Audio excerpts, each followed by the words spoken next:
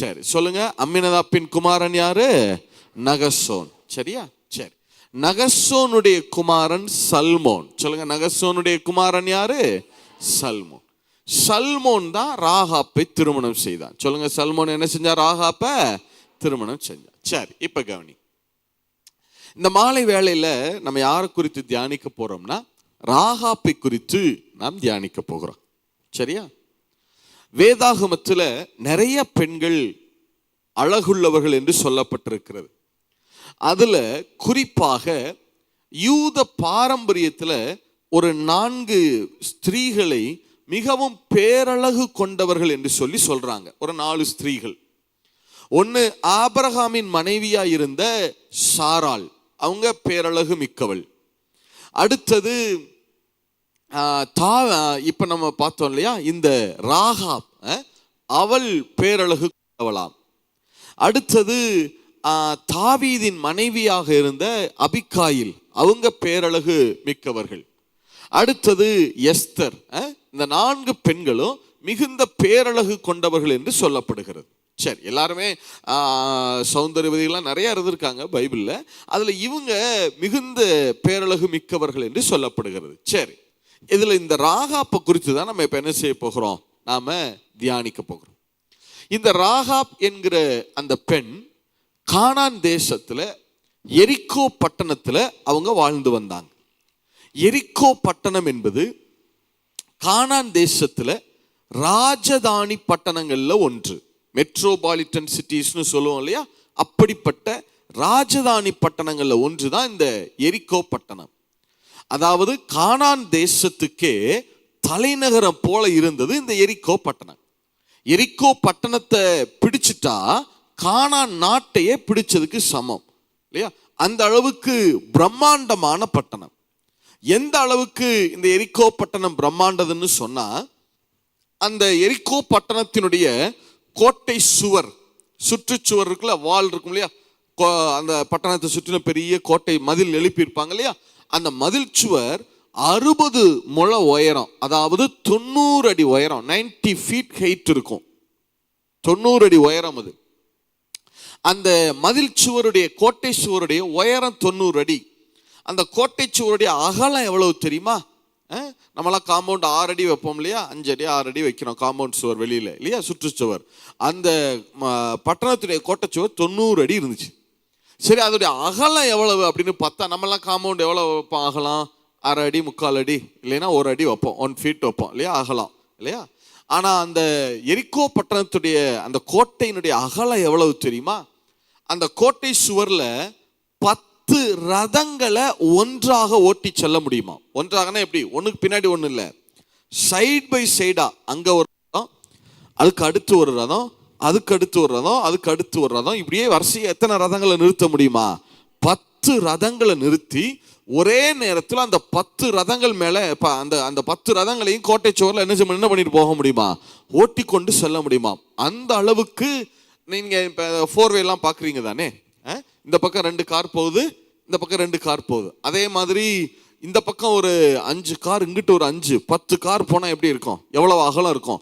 அந்த அளவுக்கு அகலம் அந்த எரிக்கோ பட்டணத்துடைய கோட்டை சுவர். அவ்வளவு பிரம்மாண்டமாக எரிக்கோ பட்டணம் கட்டப்பட்டிருந்தது. அதனாலதான் அவங்க இந்த பட்டணத்தை பிடிக்கவே முடியாது. அந்த எரிக்கோவினுடைய மதில், கோட்டை சுவர் என்பது அலங்கம்னு சொல்லுவாங்க. தமிழ்ல அலங்கம்னு சொல்ற. அலங்கம்னா அந்த கோட்டை சுவர், வால். அந்த மதில் சுவரை இடிக்கவே முடியாது. அதை இடிச்சு என்ன செய்ய முடியாது? இந்த எரிக்கோ பட்டணத்தை என்ன செய்ய முடியாது?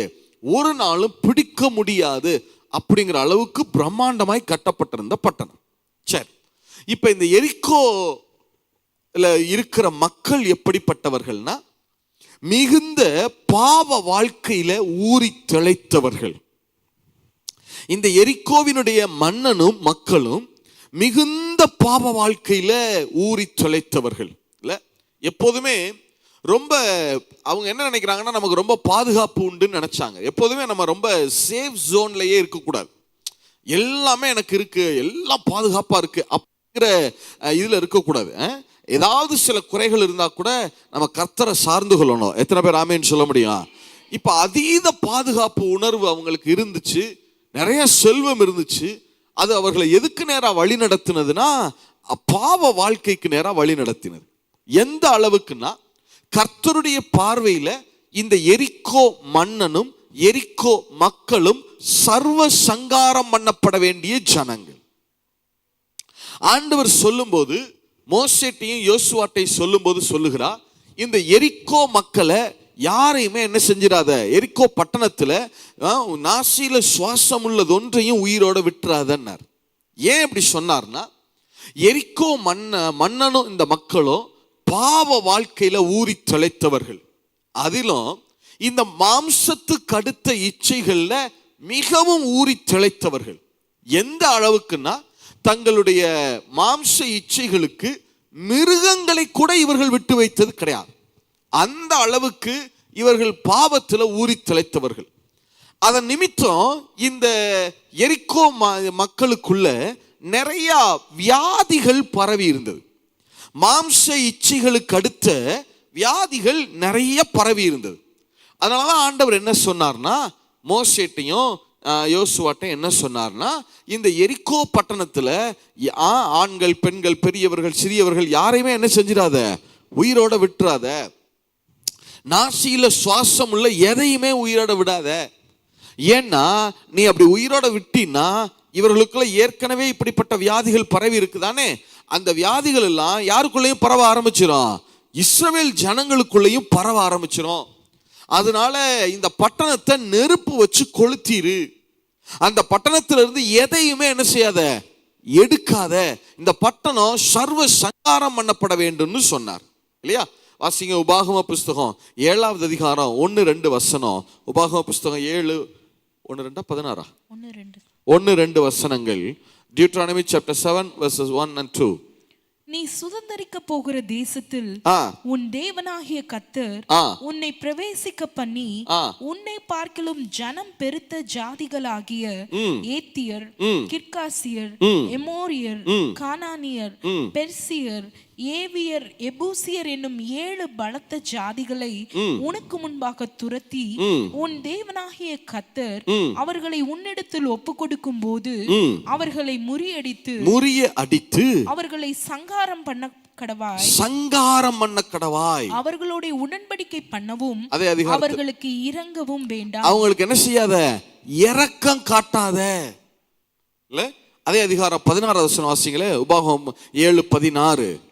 உன் தேவனாகிய கர்த்தர் உன்னிடத்தில் ஒப்பு கொடுக்கும் சகல ஜனங்களையும் நிர்மூலமாக்க கடவாய். உன் கண் அவர்களுக்கு இறங்காதிருப்பதாக, நீ கொஞ்சம் கூட அவங்களுக்கு என்ன செய்யாத, இரக்கம் காட்டாத.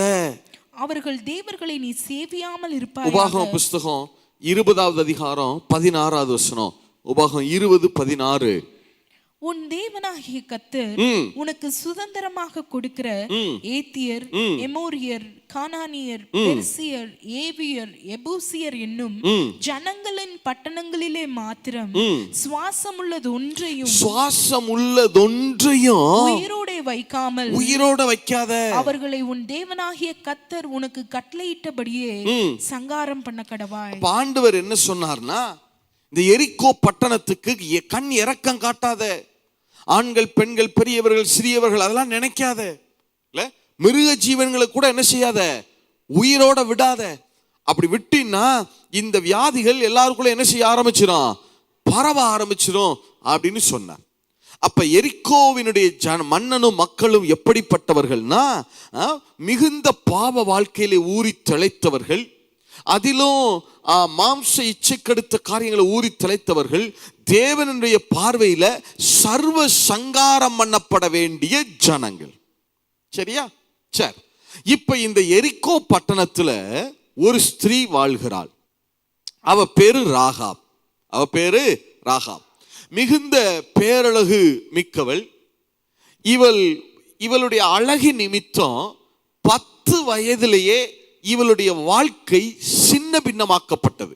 யூத பாரம்பரியத்தில் சொல்றாங்க, 10 வயதிலேயே இவளுடைய வாழ்க்கை எரிக்கோ மன்னனாலும் எரிக்கோ மக்களாலும் இவளுடைய வாழ்க்கை சின்ன பின்னமாக்கப்பட்டது. இவள் விரும்பி அந்த வாழ்க்கையை தெரிவு செய்யல, கட்டாயத்தின் அடிப்படையில் இந்த ராகாப் இப்படிப்பட்ட ஒரு வாழ்க்கைக்குள்ள கொண்டு போகப்பட்டார். அந்த காலங்கள்ல எல்லாம் என்ன செய்வாங்கன்னா, விக்கிரக கோவில்ல கொண்டு போய் என்ன செஞ்சிருவாங்க, பெண்களை கொண்டு போய் இப்படி விட்டுட்டு வந்துருவாங்க இல்லையா. நம்ம தமிழ்நாட்டிலையுமே அந்த ஆதி காலங்கள்லாம் அப்படி வழக்கம் இருந்துச்சு இல்லையா. தேவதாசி முறைமைன்னு சொல்லுவாங்க, பொட்டு கட்டுறதுன்னு சொல்லுவாங்க. இளம் பெண்களை கொண்டு போய் என்ன செஞ்சுட்டு வந்துருவாங்க, விக்கிரக கோவில்கள்ல இப்படி காரியங்களுக்காக தவறான காரியங்களுக்காக என்ன செஞ்சிருவாங்க, விட்டுட்டு வந்துருவாங்க. அப்படிதான் இந்த எரிக்கோ மன்னனாலும் எரிக்கோ மக்களாலும் அந்த எரிக்கோ பட்டணத்துடைய விக்கிரக கோவில்கள்ல இந்த தவறான காரியங்களை நடப்பிக்கிறதுக்காக இந்த ராகாப் கட்டாயத்தின் அடிப்படையில இவருடைய வாழ்க்கை சின்ன பின்னமாக்கப்பட்டது. நல்லா கவனிங்க, 10 வயதிலேயே இவருடைய வாழ்க்கை சின்ன பின்னமாக்கப்பட்டிருக்கிறது. இனிமே ஒரு வாழ்க்கை தனக்கு உண்டு என்று நினைப்பதற்கு அவளுக்கு வழியே கிடையாது. இல்ல, இனிமே ஒரு வாழ்க்கை உண்டு அப்படின்னு எண்ணுவதற்கு நோ சான்ஸ், எந்த வழியும் எந்த வாய்ப்பும் கிடையாத ஒரு சூழ்நிலை இல்லையா. சரி, இப்படிப்பட்ட சூழ்நிலையில அவள் யெகோவா தேவனை குறித்து, கர்த்தரை குறித்து அவள் கேள்விப்படுகிறாள். அப்படிதான் அவள் சொல்றான். நாங்கள் கேள்விப்பட்டோம் அப்படிதான் சொல்றான். கர்த்தரை குறித்து, தேவனாகிய கர்த்தரை குறித்து அவள் கேள்விப்படுகிறாள். கேள்விப்பட்டவள் கர்த்தர் மேல விசுவாசம் வைக்கிறாள். சொல்லுங்க, கர்த்தர் மேல என்ன வைக்கிறா? விசுவாசம் வைக்கிறா. ஏன்னா அவ சொல்றா பாருங்க, என்ன விசுவாசம் அவ சொல்றா. அந்த வேவுகாரத்தை என்ன சொல்றா? உயரே வானத்திலும் கீழே பூமியிலும் உங்கள் தேவனாகிய கர்த்தரே தேவனானவர். எத்தனை பேர் ஆமீன் சொல்ல முடியும்? எத்தனை பேர் ஆமீன் சொல்ல முடியும்? இப்ப கர்த்தர் மேல விசுவாசம் வைத்து மனம் திரும்புகிறாள். அவள் கர்த்தர் மேல விசுவாசம் வைத்து மனம் திரும்புகிறாள். எப்படி பிரதர் சொல்றீங்க? ராகாப் இந்த பாவ வாழ்க்கையை விட்டு மனம் திரும்புகிறாள்னு எப்படி சொல்றீங்க? எப்படின்னா, இந்த ராகாப் கர்த்தர் மேல விசுவாசம் வைக்கிறா, விசுவாசம் வைத்து மனம் திரும்புகிறா. நேரா எரிக்கோ மன்னனிடத்திலும் மக்களிடத்திலும் போய் சொல்லுகிறார், நான் இனிமேல் இந்த விக்கிரகங்களை வழிபட மாட்டேன், நான் இனிமே இந்த பாவ காரியத்துக்கு உட்பட மாட்டேன். நான் தேவனாகிய கர்த்தரை விசுவாசிக்கிறேன், யெகோவா தேவனை விசுவாசிக்கிறேன், இஸ்ரவேலின் தேவனை நான் விசுவாசிக்கிறேன். ஆகையினால நான் இப்படிப்பட்ட பாவ காரியத்தை செய்ய முடியாது. இனிமேல் இந்த விக்கிரகங்களை என்னால் என்ன செய்ய முடியாது, வணங்க முடியாது. உயரே வானத்திலும் கீழே பூமியிலும் யாருதான் தேவனானவர்? கர்த்தரே தேவனானவர்னு சொல்றாளா? இப்ப எரிக்கோ மன்னனும் மக்களும் சொல்றாங்க, இல்ல, நீ இந்த பாவ காரியத்துக்கு உட்பட்டாக வேண்டும். நீ கண்டிப்பா இந்த காரியத்தை என்ன செய்யணும், செஞ்சாகணும். இந்த விக்கிரகங்களை வணங்கணும், இந்த விக்கிரகத்தினுடைய இந்த ஸ்தலத்துல இந்த காரியங்களை நீ நடப்பிக்கணும்னு சொல்லி கட்டாயப்படுத்துறாங்க. அவ சொல்லிட்டா, இல்ல, முடியவே முடியாது, நான் இனி இந்த பாவ காரியத்தை செய்ய மாட்டேன். நான் யாரு மேல விசுவாசம் வைக்கிறேன்? கர்த்தர் மேல விசுவாசம் வைக்கிறேன். அப்ப எரிக்கோ மன்னனும் மக்களும் சொல்றாங்க, நீ விக்கிரக கோவில்ல இந்த காரியத்தை நீ நடப்பிக்காவிட்டால் உன்னை கொண்டு போய் நாங்க அலங்கத்துல, கோட்டை சுவர்ல, மதில் சுவர்ல குடி வச்சிருவோம். எங்க நீ, அதாவது இப்படிப்பட்ட ஸ்திரீகளை எங்க வச்சிருப்பாங்கன்னா, பட்டணத்தின் மத்தியில அந்த விக்கிரக கோவில்கள்ல அதை சுற்றிலும் தான் குடி வச்சிருப்பாங்க. ஆனா இப்ப என்ன சொல்றாங்க, நீ இந்த காரியத்துக்கு உட்பட மாட்டேன்னு சொன்னா உன்னை எங்க கொண்டு போய் நாங்க குடி வச்சிருவோம்? நாங்க அலங்கத்துல கொண்டு போய் குடி வச்சிருவோம், கோட்டை சுவர்ல குடி வச்சிருவோம். அதாவது எரிக்கோ மன்னனுக்கு ஒரு ஆளை பிடிக்கலன்னு வச்சுக்கிறோங்க, அந்த குடிமக்கள்ல ஒரு ஆளை பிடிக்கல, ஆனா சட்டத்தின்படி கொல்ல முடியாது.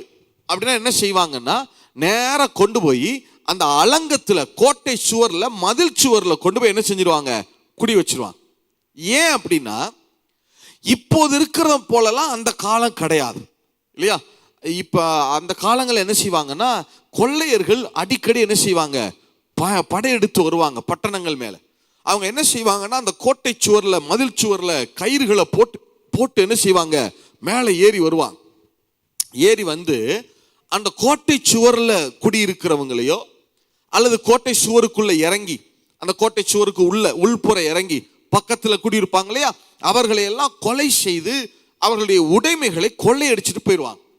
அதனால யாருமே இந்த வேதாகம காலங்கள்ல இந்த கோட்டை சுவர்லையோ, கோட்டை சுவருக்கு பக்கத்துலயோ, அலங்கத்திலேயோ அல்லது அலங்கத்துக்கு பக்கத்திலேயோ யாருமே என்ன செய்ய மாட்டாங்க, குடியிருக்க மாட்டாங்க. ஆனா ஏன்னா எந்த இரவிலும் என்ன செய்யலாம், கொள்ளையர்கள் வரலாம், கொலை செய்யப்படலாங்கிறதுனால இப்ப எரிக்கோ மன்னனும் மக்களும் சேர்ந்து ராகாப்பை கட்டாயப்படுத்துறாங்க.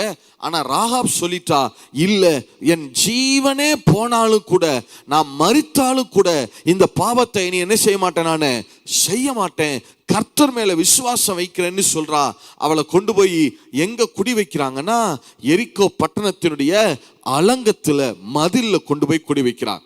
வாசிங்க யோசுவா புஸ்தகம் 2வது அதிகாரம் 15வது வசனம். யோசுவா 2:15. அப்பொழுது அவர்களை கயிற்றினாலே ஜன்னல் வழியாக இறக்கிவிட்டால் அவள் வீடு அலங்கத்தின் மதிலில் இருந்தது. அலங்கத்திலே அவள் குடியிருந்தாள். 2 தடவை அதை எழுதுறார் பாருங்க ஆவியானவர். அவள் வீடு அலங்கத்தின் மதிலில் இருந்தது. அதை சொன்ன உடனே நமக்கு என்ன செஞ்சிருச்சு, அர்த்தம் விளங்கிருச்சு, புரிஞ்சிருச்சு. ஆனா திருப்பியும் அதை இன்னும் ஸ்ட்ரெஸ் பண்ணி காட்டுறாரு பாருங்க. வேதத்துல ஒரு டீட்டெயில, ஒரு இன்ஃபர்மேஷனை பதிவு செய்யறதே கஷ்டம். ஆவியானவர் எல்லாவற்றையும் என்ன செய்ய மாட்டார், வேதத்துல எழுதி வைக்க மாட்டார் இல்லையா. தேவையில்லாத எதையும் எழுதல, தேவையானது எதையும் அவர் விடல இல்லையா. வேதத்துல ஒரு இன்ஃபர்மேஷனை ஒரு தடவை பதிவு செய்யறதே கஷ்டம். ஆனா ஸ்ட்ரெஸ் பண்ணி காட்டுறாரு பாருங்க. 2 முறை அழுத்தி காட்டுறார். அவள் வீடு அலங்கத்து மதிலில் இருந்தது. அவள் எங்கே குடியிருந்தாளா, அலங்கத்திலே குடி வைக்கப்பட்டிருந்தாள் இல்லையா. இப்ப எரிக்கோ மன்னனும் மக்களும் சொல்றாங்க, நீ இந்த பாவ காரியத்துக்கு உட்படலைன்னா உன்னை நாங்க அலங்கத்துல கொண்டு போய் குடி வச்சிருவோம். எந்த இரவிலும் கொள்ளையர்கள் வந்து உன்னை கொலை செய்யலாம். அவ சொல்லிட்டா, என் ஜீவனே போனாலும் நான் இந்த காரியத்தை செய்ய மாட்டேன்னு சொன்னா. இப்ப அவளை கொண்டு போய் எங்க குடி வைக்கிறாங்கன்னா, அலங்கத்திலே கொண்டு போய் குடி வைத்து விட்டார்கள். இந்த ராகாப்பினுடைய தாய் தகப்பன், சகோதர சகோதரிகள் அவங்க கூட ராகாப்புக்கு சப்போர்ட்டா வரல. அவங்க என்ன சொல்லிட்டாங்க, ராகாப் எரிக்கோவினுடைய மன்னனும் மக்களும் என்ன சொல்றாங்களோ அதப்படி நீ கேட்டு நடந்துக்க. இந்த விக்கிரகத்தை நீ வணங்கணும். இந்த விக்கிரக ஆராதனையில இப்படிப்பட்ட தவறான காரியங்களை நீ என்ன செய்யணும், நீ செய்யணும். இல்லாட்டி நீ போய் அலங்கத்துல குடியிருந்துக்க. நாங்க உன் கூட என்ன செய்ய முடியாது, வர முடியாது. நாங்க கொலை செய்யப்பட முடியாது. நாங்க கொள்ளையர்களால மறிக்க விரும்பல. நாங்க பட்டணத்துக்குள்ளதான் இருப்போம். நீ வேணா என்ன செஞ்சுக்க, அலங்கத்துல போய் என்ன செஞ்சுக்க, குடியிருந்துக்கன்னு சொல்லிட்டாங்க. ஏன்னா அந்த வேவுகாரர் சொல்றாங்க பாருங்க ராகாப்ட, நீ என்ன செய்ய, உன் தாய் தகப்பன் உன் சகோதர என்ன செஞ்சுக்க, நீனு உன் வீட்டுல என்ன செஞ்சு வச்சிரு, நீனு கூட்டி கொண்டு வந்து சேர்த்து வச்சிருன்னு சொல்றாங்க இல்லையா. ஏன்னா அவங்க யாருமே என்ன செய்யல, ராகாப்புக்கு உதவிக்கு வரல. அலங்கத்திலே கொண்டு போய் குடி வைக்கப்பட்டா. அவ சொல்லிட்டா. அவங்க கேட்கிறாங்க, அப்ப நீ எப்படி பிழைப்ப, எப்படி சாப்பிடுவ நீனு? அவ சொல்லிட்டா, நான் சணல் நூலை 100வது நான் பிழைத்துக் கொள்ளுகிறேன். எதன் நூலை 100? சணல் நூலை 100வது. அதை வச்சு அங்கே ஏதாவது செய்து வித்தாவது நான் என்ன செஞ்சுக்கிறேன் நானு. அதனாலதான் அவ வீட்டுல என்ன தட்டைகள் இருந்துச்சு, சணல் தட்டைகள் இருந்துச்சு. சணல் நூலை 100வது நான் என்ன செய்து கொள்ளுகிறேன், பிழைத்துக் கொள்ளுகிறேன்னு சொல்லிட்டா. அவள் கொண்டு போய் அலங்கத்திலே குடி வைக்கப்பட்டாள். நல்லா யோசிச்சு பாருங்க, அவளுடைய சூழ்நிலையை பாருங்க. 10 வயதிலே வாழ்க்கை சின்ன பின்னமாக்கப்பட்டிருக்கிறது. இனிமே ஒரு வாழ்க்கை உண்டுன்னு நினைப்பதற்கு எந்த வாய்ப்பும் கிடையாது, வழிகளும் கிடையாது இல்ல. இப்ப கர்த்தரை குறித்து கேள்விப்படுகிறாள், கர்த்தர் மேல விசுவாசம் வைக்கிறாள். கர்த்தர் மேல விசுவாசம் வைத்ததனுடைய விளைவு எங்கே கொண்டு போய் குடி வைக்கப்பட வேண்டிய சூழல், அலங்கத்திலே குடி வைக்கப்பட்டு விட்டால். சொந்த குடும்பம் கைவிட்டு இருக்கிறது, சொந்த மன்னனும் மக்களும் கைவிட்டு விட்டார்கள். நல்லா யோசிச்சு பாருங்க. இத்தனை காலம் அவளை தன்னுடைய இச்சைகளுக்கு பயன்படுத்தினவர்கள் இப்ப என்ன செய்றாங்கன்னா, அவ சாக வேண்டும் என்று விரும்புகிறார்கள். ராகாப் சாக வேண்டும் என்று சொல்லி அந்த பட்டணமே விரும்புகிறது. அவளை கொண்டு போய் அந்த அலங்கத்திலே குடி வைத்து விட்டார்கள். சணல் நூலை 100 பிழைக்க வேண்டிய ஒரு சூழ்நிலை இல்ல. இதான் ராகாப்புடைய சூழல் இல்ல. உண்மை என்ன தெரியுமா, உண்மை என்ன தெரியுமா, ராகாப் இவ்வளவு இப்படிப்பட்ட ஒரு இடுக்கமான சூழ்நிலையில வாழ்ந்திருந்தா கூட உண்மை என்ன தெரியுமா, வேதத்துல வேறு யாரிடத்திலும் சொல்லப்படாத குணசாலியான ஸ்திரீக்குரிய அடையாளங்கள் ராகாப்பினிடத்திலே சொல்லப்பட்டிருக்கிறது. குணசாலியான ஸ்திரீயை குறித்து ஒரு அதிகாரம் சொல்லுதுல, எந்த அதிகாரம்? நீதிமொழிகள் 31வது அதிகாரம் வாசிங்க. நீதிமொழிகள் 31:13 வாசிங்க. நீதிமொழிகள் புஸ்தகம் 31வது அதிகாரம் 13. Proverbs chapter 31 verse 13. ஆட்டு மயிரையும் சணலையும் தேடி தன் கைகளினால் உற்சாகத்தோட வேலை செய்கிறாள். குணசாலியான ஸ்திரீயினுடைய அடையாளம் என்ன தெரியுமா? சணல் நூலை நூற்கிற ஒரு சுவாபம் குணசாலியான ஸ்திரீயினுடைய அடையாளம். ஏன்னா அவ்வளவு சீக்கிரம் அந்த சணல் நூலை நூற்கிற வேலையை யாருமே செய்ய மாட்டாங்க. அது ரொம்ப கஷ்டம் இல்ல. சணல் நூலை என்ன செய்வாங்கன்னா, சணல் தட்டைகளை எடுத்து கொண்டு வரணும். அது அப்படி குச்சி குச்சியா சின்னதா மூங்கில் மாதிரி சின்னதா குச்சி குச்சியா இருக்கும். அந்த சணல் தட்டைகளை கொண்டு வந்து நிழல்ல காய வைக்கணும். வெயில்ல வைக்கக்கூடாது, நிழல்ல காய வச்சுட்டு அதுக்கு பிறகு கத்தியை எடுத்து அந்த சணல் தட்டையை கிழிப்பாங்க, பீல் பண்ணுவாங்க. அதுக்குள்ள அந்த சணல் வந்து பஞ்சு பஞ்சா நார் மாதிரி என்ன செய்யும், உள்ள இருக்கும். தேங்காய் நார் எப்படி இருக்கு கடினமா, அதை போல உள்ள அந்த பஞ்சு பஞ்சா, அப்படி பஞ்சுனா ரொம்ப சாஃப்டா இருக்காது, கடினமா இருக்கும். அந்த நாரெல்லாம் வெளியே என்ன செய்வாங்க, எடுப்பாங்க. சணல் நாரை எடுத்து என்ன செய்வாங்கன்னா ஒன்னா குமிச்சு வச்சு ஒரு சின்ன குச்சி பிரம்பை எடுத்து அந்த சணலை பல நாட்கள் அடி அடி அடி அட்டின்னு அடிச்சுக்கிட்டே இருப்பாங்க அந்த சணலை. ஏன்னா எவ்வளவுக்கு எவ்வளவு அந்த சணலை அடிக்கிறாங்களோ அவ்வளவுக்கு அவ்வளவு அந்த சணல் சாஃப்டா மாறும். எவ்வளவுக்கு எவ்வளவு சாஃப்டா மாறுதோ அவ்வளவுக்கு அவ்வளவு விலை காஸ்ட்லியா விற்கலாம். ஸோ என்ன செய்வாங்கன்னா நாள் கணக்கா உட்காந்து என்ன செய்வாங்க, பகலும் இரவு உட்காந்து என்ன செஞ்சுட்டே இருக்கணும், அந்த சணலை குச்சியை வச்சு என்ன செஞ்சுட்டே இருக்கணும், அட்டி அட்டி அட்டின்னு அட்டிச்சுக்கிட்டே இருக்கணும். கையெல்லாம் அசந்து போகும். இதை சாதாரணமான எந்த ஸ்திரீகளும் இந்த சணல் நூலை நூற்கிற வேலையை என்ன செய்ய மாட்டாங்க, செய்ய மாட்டாங்க. குணசாலியான ஸ்திரீகள் மட்டும்தான் இந்த சணல் நூலை என்ன செய்வாங்க, நூற்கிற வேலையை செய்வாங்க. இல்ல அந்த வேலை செய்யறதுக்கு குணசாலியான ஸ்திரீகள் என்ன செய்ய மாட்டாங்கன்னா பயப்பட மாட்டாங்க, அஞ்ச மாட்டாங்க, யோசிக்க மாட்டாங்க. இல்ல இப்ப இந்த சணல் நூலை நூற்கிற வேலைய வேதத்துல செய்ததாக சொல்லப்பட்ட ஒரே ஸ்திரீ யார் தெரியுமா? ராகாப். மற்ற குணசாலியான ஸ்திரீகளும் இருந்தாங்க. சாராள் குணசாலியான ஸ்திரீ தான், ரெபெக்காள் குணசாலியான ஸ்திரீ தான், இல்லைன்னு சொல்லல. ஆனா இந்த அடையாளங்கள் அவர்களிடத்துல சொல்லப்படலை. ஆனா இந்த குணசாலியான ஸ்திரீக்குரிய அடையாளம் சொல்லப்பட்டது யாரிடத்திலே சொல்லப்பட்டிருக்கிறது? ராகாப்பின் இடத்திலே சொல்லப்பட்டிருக்கிறது. அப்ப ராகாப் சொல்லிட்டா, நான் சணல் நூலை நூற்றாவது நான் பிழைத்துக் கொள்ளுகிறேன். அதனாலதான் அவள் வீட்டுல அந்த சிவப்பு நூல் கயிறு இருந்துச்சு இல்லையா, அந்த கயிறுல தான் அவ அந்த வேவுகாரரை இறக்கி விடுறா இல்லையா. அப்ப சிவப்பு நூல் கயிறு, அந்த சணல் நூல் கயிறெல்லாம் செஞ்சு வச்சிருந்தா இல்லையா. அப்ப அவ சொல்லிட்டா, நான் சணல் நூலை நூற்றாவது நான் பிழைத்துக் கொள்ளுகிறேன். நான் இந்த பாவ காரியத்துக்கு உட்பட முடியாது, விக்கிரகங்களை வழிபட முடியாது. நான் விசுவாசிக்கிறேன், உயரே வானத்திலும் கீழே பூமியிலும் கர்த்தரே தேவனானவர். என்ன ஒரு விசுவாசம் பாருங்களேன். ஆச்சரியம் என்ன தெரியுமா? யோசிச்சு பாருங்க. 10 வயதுல வாழ்க்கை சின்ன பின்னம், குடும்பம் கைவிட்டுருச்சு, மன்னன் கைவிட்டு விட்டான், மக்கள் கைவிட்டு விட்டார்கள், மக்கள் எல்லாம் இவள் சாக வேண்டும் என்று நினைக்கிறார்கள். இப்ப அலங்கத்திலே குடி வைக்கப்பட்டிருக்கிறார். சணல் நூலை நூற்று பிழைக்க வேண்டிய சூழல். எத்தனை நேரங்கள்ல எத்தனை நேரத்துல அந்த சணல் நூலை நூற்று அதுல ஒரு அங்கியை செய்து நேர போய் அந்த பட்டணத்து வீதிகளில் நின்று, ஐயா நான் ஒரு சணல் நூல் அங்கி செய்திருக்கிறேன், யாராவது வாங்கி கொள்ளுங்க, யாராவது விலை கொடுத்து இதை வாங்கி கொள்ளுங்க. எத்தனை நாட்கள் அந்த பட்டணத்துல வீதிகளை நின்று கூவி இருப்பா. எத்தனை பேர் அவளை பார்த்து கேட்டிருப்பாங்க, ஆமா ஆமா நீலாம் ஒரு ஆளா, நீ யாருன்னு எங்களுக்கு தெரியாதா, இல்ல நீ யார், நீ எப்படிப்பட்டவள்னு எங்களுக்கு தெரியாதா, உன்கிட்ட அங்கி வாங்கி நான் போட்டுக்கொள்றதா, இல்ல நான் இது யார்கிட்ட வாங்கினதுன்னு கேட்டா ராகாப்ட வாங்கினதுன்னு சொன்னா எனக்கு அவமானமா இருக்காது, போ. எத்தனை நாட்கள் கதறி இருப்பா, ஐயா யாராவது வாங்கி கொள்ளுங்க, இதை வாங்கிக்கிட்டீங்கன்னா தான் என்னால சாப்பிட முடியும், எனக்கு பிழைப்பு இருக்கும், தயவு செய்து யாராவது வாங்கி கொள்ளுங்க. ஏன்னா ராகாப்புடைய வாழ்க்கை எப்படிப்பட்டதுன்னு கானானுக்கே தெரியும். ஏன்னா அவ்வளவு பேரழகு மிக்கவள், கானான் அறிய பிரபலமானவள், ஆனா இழிவான நாமமுடையவள், பேர் பெற்றவள் ஆனா இழிவான நாமமுடையவள் இல்லையா. கானானுக்கே இவளுடைய வாழ்க்கை எப்படிப்பட்டதுன்னு தெரியும் இல்ல. இதான் சூழ்நிலை. எத்தனை நாட்கள் இரவுகள்ல எந்த நேரத்தில் கொள்ளையர்கள் வருவாங்க, எப்போ கொலை செய்யப்படுவோம், மறுநாள் காலையில ஜீவன் தப்புமான்னு என்ன செய்யாது, தெரியாது. ஆச்சரியம் என்ன தெரியுமா, ஆச்சரியம் என்ன தெரியுமா, பிந்தைய கானானின் முதல் விசுவாசியே ராகாப் தான். முந்தைய கானான் வேற, யாரு, ஆபிரகாம், ஈசாக்கு, யாக்கோபெல்லாம் இருந்தாங்க, கானான்ல வாழ்ந்தாங்க. அப்புறம் எல்லாரும் எகிப்துக்கு என்ன செஞ்சிட்டாங்க, யாக்கோபின் குடும்பம் எல்லாரும் என்ன செஞ்சிட்டாங்க, எகிப்துக்கு போயிட்டாங்க. போனவங்க இப்பதான் என்ன செய்யறாங்க, அங்க இருந்து திரும்பி வந்துட்டு இருக்காங்க.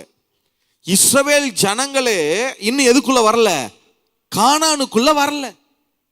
உண்மைதானா? இஸ்ரவேல் ஜனங்களே இன்னும் எதுக்குள்ள வரல, கானானுக்குள்ள வரல. இப்பதான் முதல்ல மோசே நடத்தினாரு, இப்ப யோசுவா தலைவராக இருக்காரு. யோர்தானுக்கு அக்கறையில தான் நின்றுட்டு இருக்காங்க. இஸ்ரவேல் ஜனங்களே கானானுக்குள்ள வரல. தேவனுடைய ஜனங்கள் கானானுக்குள்ள வருவதற்கு முன்பாகவே ஒரு புறஜாதி பெண்மணி கர்த்தர் மேலே விசுவாசம் வைத்தவளாயிருந்தார். பிந்தைய கானானின் முதல் விசுவாசி. எல்லாம் யோசிச்சு பாருங்க, ராகாப்புக்கு என்ன தெரியும் கர்த்தரை குறித்து பெருசா? அவள் வந்து மோசையை பார்த்ததில்லை, ராகாப் ஆரோனை பார்த்ததில்லை, ராகாப் ஆசரிப்பு கூடாரத்தை பார்த்ததில்லை, ராகாப் உடன்படிக்கை பெட்டியவோ பலிபீடத்தை வேற ஆராதனை முறைமைகள் எதையுமே பார்த்ததில்லை. அவளுக்கு சட்டதிட்டங்கள் தெரியாது, தோரா தெரியாது, நியாயப்பிரமாணம் தெரியாது, பலி முறைமைகள் தெரியாது, பண்டிகைகள் தெரியாது, எதுவுமே தெரியாது. கர்த்தரை குறித்து பெருசா எதுவுமே தெரியாது. ஆனா ஒன்னே ஒண்ணு தெரியும், என்ன? உயரே வானத்திலோ கீழே பூமியிலும் கர்த்தரே தேவனானவர். எத்தனை பேர் ஆமென் சொல்ல முடியும்?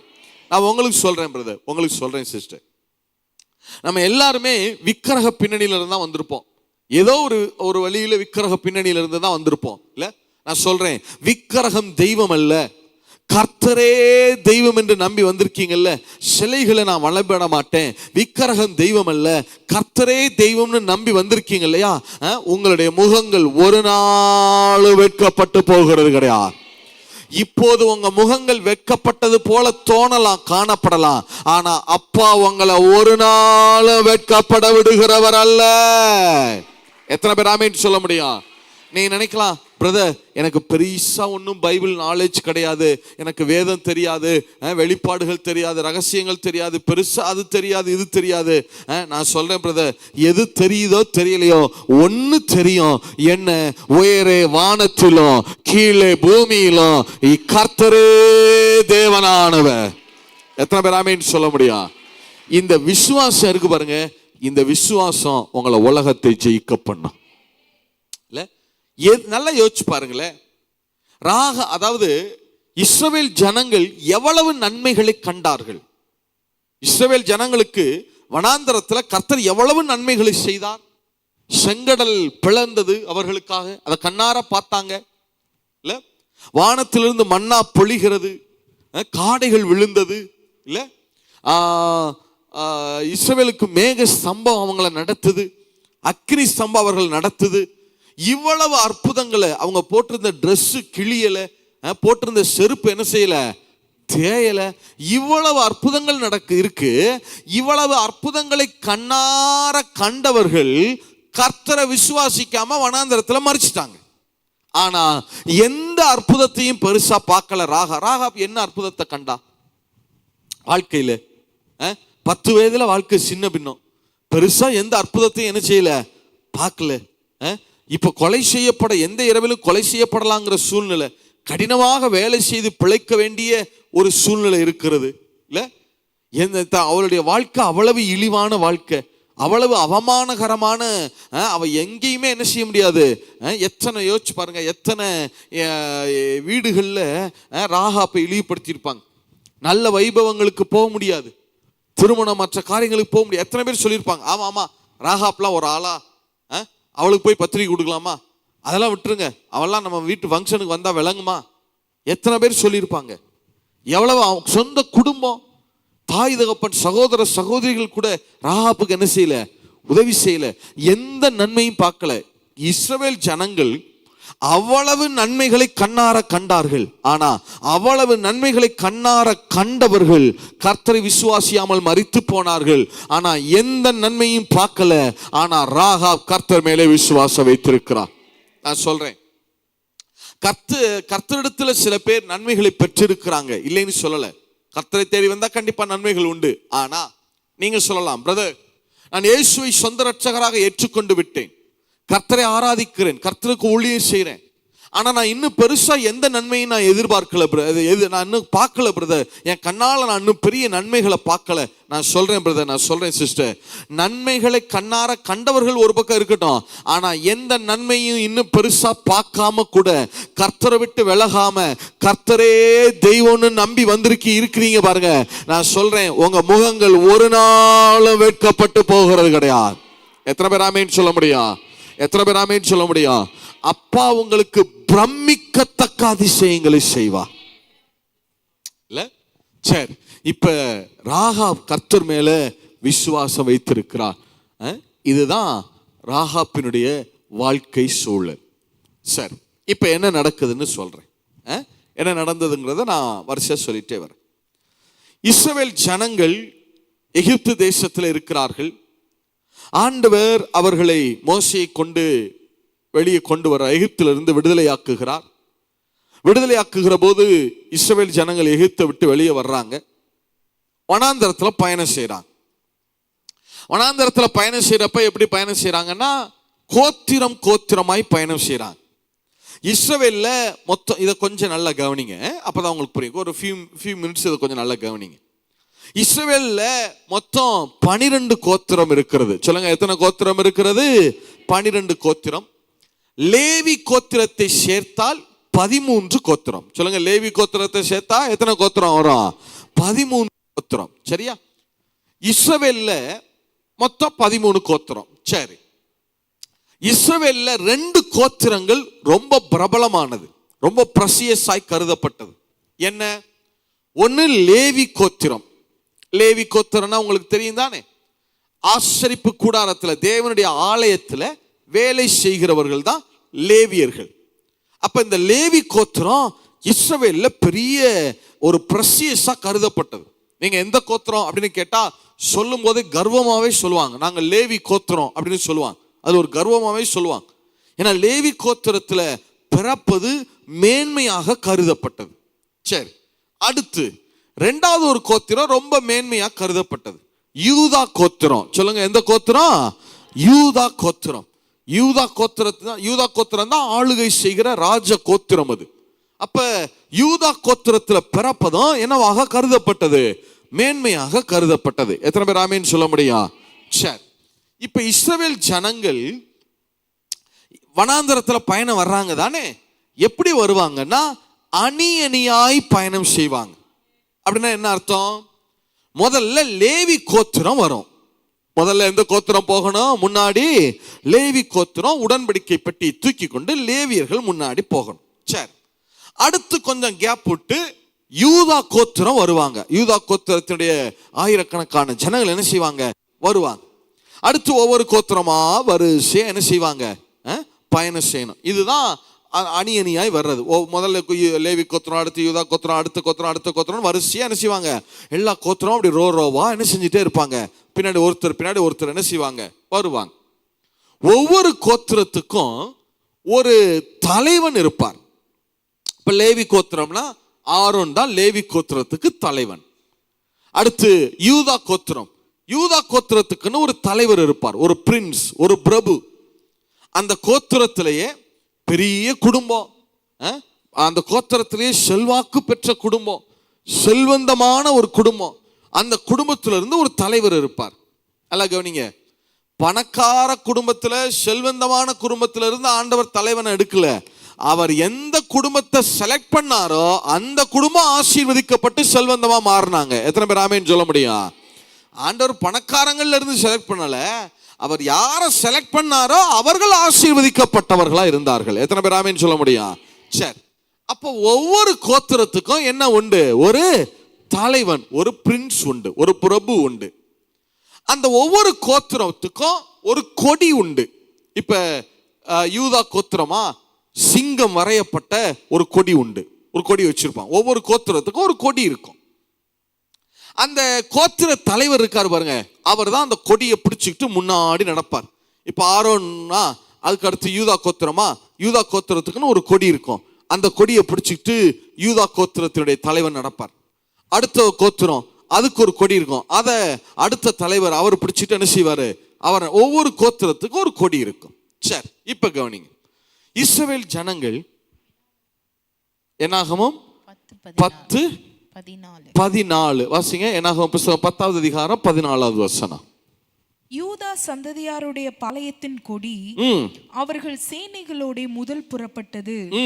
அவனுடைய சேனைக்கு அம்மினதாபின் குமாரன் நகசோன் தலைவனாயிருந்தான். சரி, இப்ப கவனி. இப்ப இஸ்ரவேலர்கள் வனாந்தரத்துல வர்றாங்க. சரியா சொல்லுங்க, இஸ்ரவேலர்கள் எங்க பயணம் செஞ்சு வர்றாங்க? சத்தமா சொல்லுங்க. வனாந்தரத்துல பயணம் செஞ்சு வர்றாங்க. வர்றப்ப முதல்ல லேவி கோத்திரம் சொல்லுங்க. முதல்ல எந்த கோத்திரம் போகிறது? லேவி கோத்திரம். அடுத்து எந்த கோத்திரம் வரணும்? யூதா கோத்திரம். இப்ப யூதா கோத்திரத்தினுடைய தலைவன் யாருன்னா அம்மினதாப். சொல்லுங்க, யூதா கோத்திரத்துக்கு தலைவர் யாரு? அம்மினதாப் தான் யூதா கோத்திரத்து தலைவன். அந்த கொடியை பிடித்து கொண்டு அம்மினதாப் தான் முதல்ல என்ன செய்கிறாரு, யூதா கோத்திரத்து தலைவனா அவர் வெளியே வர்றார். சரியா, செங்கடலை கடந்து அப்படி டிராவல் ஆகி வெளியே வர்றாங்க. சரி, இப்படியே பயணம் செஞ்சு வர்றாங்க. கொஞ்ச நாள்ல அம்மினதாப் மரிச்சிடுறார். சொல்லுங்க, அம்மினதாப் என்ன செஞ்சிடறாரு? மரிச்சிடுறார். இப்ப அம்மினதாப்பின் குமாரன் நகசோன் பதவிக்கு வர்றார். யூதா கோத்திரத்து பிரபுவாக நகசோன் இப்ப என்ன செஞ்சிட்டாரு? பதவிக்கு வந்துட்டார். சரியா சொல்லுங்க. இப்ப ரெண்டாவது யூதா கோத்திரத்துக்கு தலைவராக யாரு மாறி இருக்கிறது? அம்மினதாப்பின் குமாரன் யாரு? நகசோன் பதவிக்கு வந்துட்டார். ஒரு few seconds கவனிங்க நல்லா. சரி, இப்ப நகசோன் பதவிக்கு வந்துட்டாரா? நல்ல கவனிங்க. இந்த நகசோனுக்கு ஒரு தங்கச்சி இருக்கா. நகசோன் எந்த கோத்திரம்? எந்த கோத்திரத்து பிரபுன்னு சொன்னோம்? சத்தமா சொல்லுங்க. வெரி குட், சத்தமா சொல்லுங்க. யூதா கோத்திரம் தானே. இந்த யூதா கோத்திரத்து தலைவன் நகசோனுக்கு ஒரு தங்கச்சி, ஒரு சகோதரி. அவ பேர் எலிசபால். அவ பேர் என்ன? எலிசபால். ஹீப்ருல எலிசபால், கிரீக்ல சொன்னா எலிசபெத். பழைய ஏற்பாட்டில் இருந்த எலிசபெத், புதிய ஏற்பாடு எலிசபெத் இல்ல, பழைய ஏற்பாட்டில் இருந்த எலிசபெத். இந்த நகசோனுடைய சகோதரி எலிசபால். இந்த நகசோனுடைய சகோதரிய யாரு கல்யாணம் பண்றது தெரியுமா? லேவி கோத்திரத்து தலைவர் இருக்கார் பாருங்க, பிரதான ஆசாரியன் ஆரோன். ஆரோன் கல்யாணம் பண்றார். எல்லாம் கவனிங்க. என்னகா 6:23 ஆசிங்க. என்னகா மன்னிக்கணும், யாத்திராகமம் 6:23. யாத்திராகமம் 6:23. ஆரோன் அம்மினதாப்பின் குமாரத்தியும் நகசோனின் சகோதரியுமாகிய எலிசபாலை விவாகம் பண்ணினான். நல்லா கவனிங்க. நகசோன் யூதா கோத்திரம், ஆரோன் எந்த கோத்திரம்? லேவி கோத்திரம். இல்லையா? அந்த ரெண்டு கோத்திரம் தான் பெரிய கோத்திரம். இஸ்ரவேலிலே பெரிய பிரசியஸ். யூதா கோத்திரத்திலே பெரிய குடும்பம், செல்வாக்கு பெற்ற குடும்பம், செல்வந்தமான குடும்பம் நகசோனுடைய குடும்பம். அங்க அந்த பக்கம் லேவி கோத்திரத்திலே பெரிய குடும்பம், செல்வாக்கு பெற்ற அதிகாரமுடைய குடும்பம் ஆரோனின் குடும்பம். அதுவும் சாதாரண இல்ல, பிரதான ஆசாரியன் ஆரோன், மோசேயுடைய அண்ணன் இல்லையா, மிரியாமுடைய மிரியாமுடைய சகோதரன், மோசேக்கு அண்ணன், லேவி கோத்திரத்தினுடைய தலைவன் ஆரோன், பிரதான ஆசாரியன். ரெண்டு குடும்பங்கள் சம்பந்தம் கலக்குது பாருங்க. இல்ல, யூதா கோத்திரத்திலேயே பெரிய குடும்பம், பண்ணையார் குடும்பம் மாதிரி வச்சுக்கிறீங்க, ஜமீன் குடும்பம் மாதிரி. யூதா கோத்திரத்திலே பெரிய ஜமீன் குடும்பம் நகசோனுடைய குடும்பம். அங்க லேவி கோத்திரத்திலே பெரிய ஜமீன் மாதிரி இருக்கிறது யாரு? ஆரோனுடைய குடும்பம். இந்த ரெண்டு குடும்பமும் சம்பந்தம் கலக்குறாங்க. நகசோனுடைய சகோதரிய யாரு கல்யாணம் பண்றது? பிரதான ஆசாரியன் ஆரோன் கல்யாணம் பண்றார். அப்ப ஆரோன் கல்யாணம் பண்றாருன்னா இந்த குடும்பம் எவ்வளவு பெரிய செல்வாக்கு பெற்ற செல்வந்தமான குடும்பமா இருக்குன்னு யோசிச்சு பாருங்க.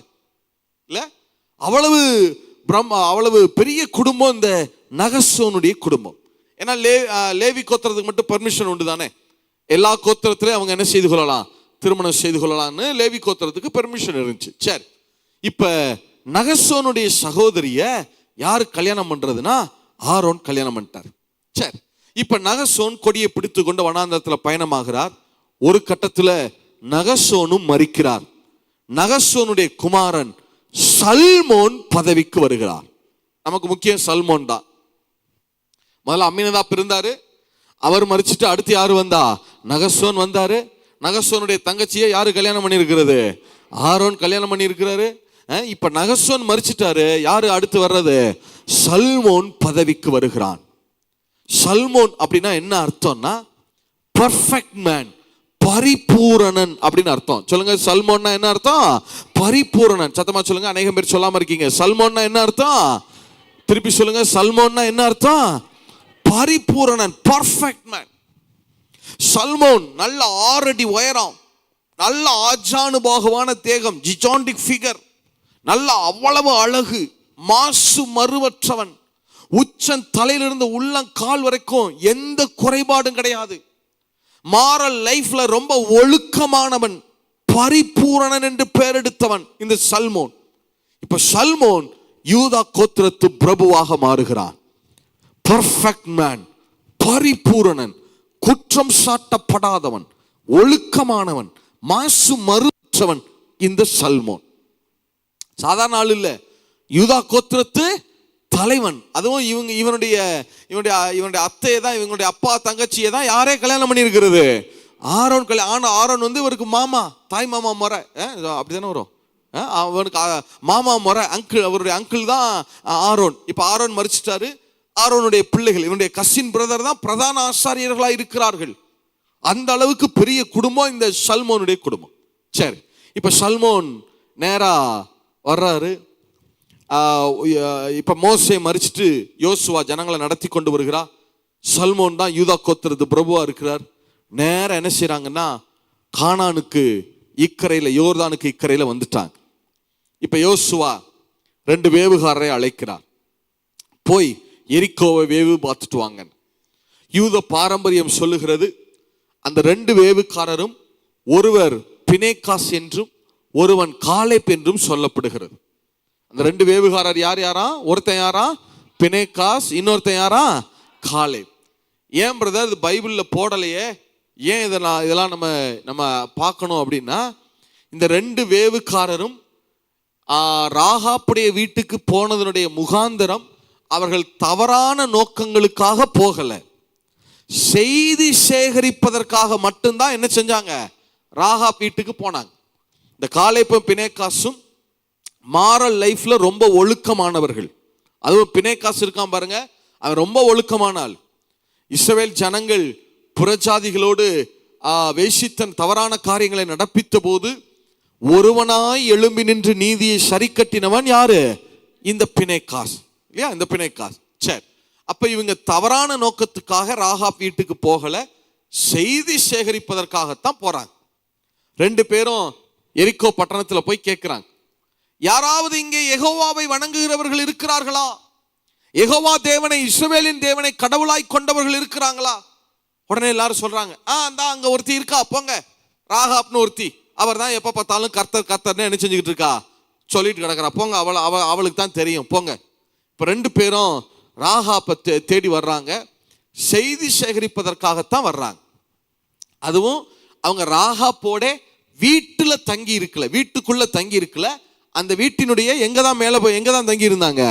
மச்சில போய் தான் அந்த சணல் தட்டைகளுக்குள்ளதான் அவங்க என்ன செய்திருந்தாங்க? படுத்திருந்தாங்க, தங்களை மறைத்து கொண்டிருந்தாங்க, இல்லையா? சரி, இப்ப ராகாப் வீட்டுக்கு போறாங்க. அவள் எல்லா செய்திகளையும் சொல்லுகிறாள். இப்ப ராகாப் அந்த வேவுகாரரை தப்பு வைக்கிறாள், இல்லையா? தப்பு வைக்கிறாள். இப்ப அவ கேட்கிறா, என்னைய உயிரோட வச்சிருங்க அப்படின்னு கேட்கிறா. அவங்க சொல்றாங்க, இந்த சிவப்பு நூல் கயிறை உன் ஜன்னல் என்ன செஞ்சு வச்சிரு, நீனு கட்டி வச்சிரு அப்படின்னு சொல்றாங்க. அவள் அந்த கயிற்று வழியா ராகாப் அந்த 2 பேரையும், பினேகாசையும் காலேப்பையும் இறக்கி விடுகிறா. 2 பேரும் திரும்ப யோசுவாத்த வந்துட்டான். இப்ப கர்த்தர் சொல்றாரு யோசுவாட்ட, யோசுவா நீ புறப்படு, முதல்ல லேவி கோத்திரத்தை யோர்தானை கடக்க சொல்லு, அடுத்து ஒவ்வொரு கோத்திரமா புறப்படுங்கன்னு சொல்லிட்டார். இப்ப லேவியர்கள் உடன்படிக்கை பெட்டியை எடுத்துட்டு யோர்தானுக்குள்ள அப்படி இறங்குறாங்க. யோர்தான் நதிக்குள்ள இறங்கின உடனே யோர்தான் என்ன செய்கிறது? பின்னிட்டு திரும்புது, குவியலாக நிக்குது. தண்ணி எப்படி நிக்குது? எல்லா இடத்துலயும் தண்ணி எப்படி நிக்கும்? பக்கெட்ல எல்லாம் பார்த்திருக்கீங்களா? தண்ணி ததும்பி தான் நிக்கும், தண்ணி எப்படி நிற்கும்? ததும்பி தான் நிற்கும். ஆனா இங்க எப்படி நிக்குது? தண்ணீர் குவியலாக நிற்கிறது இல்லையா? சரி, இப்ப இஸ்ரவேல் லேவி கோத்திரம் வந்துட்டாங்களா? அடுத்த கோத்திரம், முதல் கோத்திரம் எந்த கோத்திரம்? லேவியர்கள் உள்ள யோர்தானுக்குள்ள இறங்கிட்டாங்க. அடுத்து பின்னாடி வர்றது எந்த கோத்திரம்? முதல் கோத்திரம் எந்த கோத்திரம்? யூதா கோத்திரம். யூதா கோத்திரத்து தலைவன் யாரு? சொல்லுங்க, யூதா கோத்திர தலைவன் யாரு?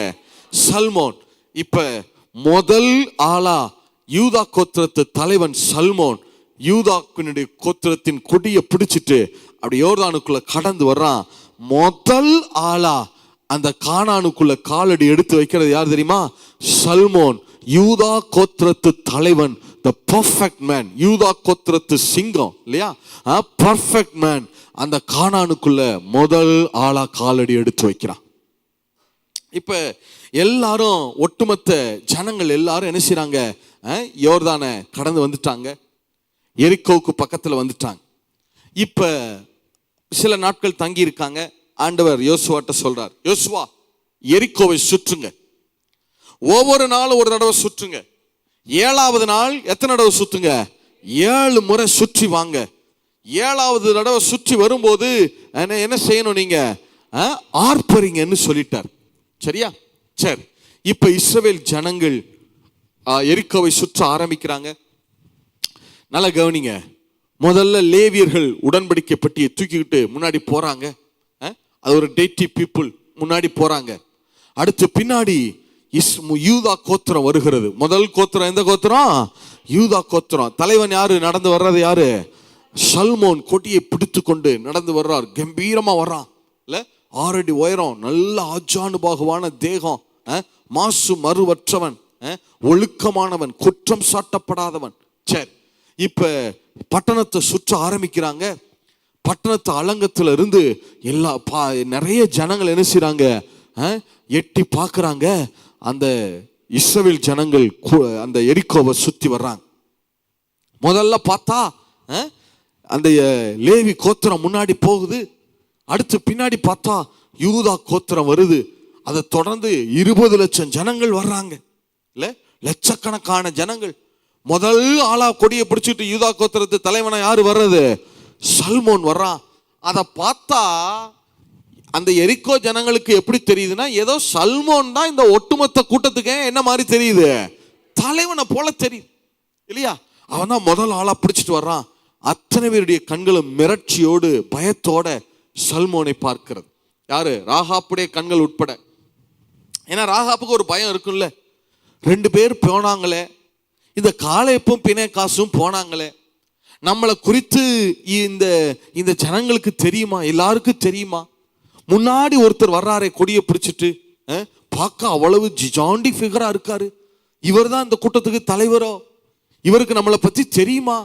2 பேர் போனாங்களே, நம்மளை பத்தி சொல்லியிருப்பாங்களா? மறந்துட்டாங்களா இல்லையான்னு தெரியலையே. நம்மெல்லாம் பாருங்களேன், இப்போ ஏதாவது ஒரு ரெக்கமெண்டேஷன் அனுப்புறாங்க, யாராவது நம்மளை எம்எல்ஏ எம்பி இல்லை அமைச்சர்கிட்ட அனுப்புறாங்கன்னு வைங்களேன், என்ன சொல்லுவோம்? பிரதர் சொல்லிருங்க பிரதர், நான் கருப்பு பேண்ட் போட்டிருப்பேன், வெள்ளை சட்டை போட்டிருப்பேன் பிரதர். அவர்கிட்ட சொல்லிட்டீங்களா பிரதர்? நான் இந்த மாதிரி இருப்பேன் பிரதர், அவர்கிட்ட கொஞ்சம் சொல்லிருங்க பிரதர். கையில் ஒரு மஞ்சள் வச்சிருப்பேன் பிரதர். எத்தனை தடவை சொல்லுவோம்? இப்போ 2 வேவுகாரரும் போனவங்க 20 லட்சம் ஜனங்களுக்குமா ராகாப்பை குறித்து தெரியும்? யாராவது ஒருத்தன் ஈட்டி எடுத்துட்டு எரிஞ்சான்னா என்ன ஆகுறது இல்லையா? பயம் இருக்கதானே செய்யும். இப்ப ராகாப் தன்னுடைய வீட்டில் தாய் தகப்பன் எல்லாரும் என்ன செஞ்சு வச்சுட்டா? சேர்த்து வச்சுட்டு எல்லாம் இருக்கிறாங்க. பயத்தோட மிரட்சியோட பார்க்கறாங்க. பட்டணம் சுற்றி வரப்படுகிறது. 7வது நாள் 7 முறை சுற்றி வர்றாங்க. எக்காலம் ஊதப்படுகிறது. என்ன நடந்துச்சு வாசிங்க. யோசுவா 6வது அதிகாரம் 20வது வசனம். யோசுவா புஸ்தகம் 6வது அதிகாரம் 20வது வாக்கியம்.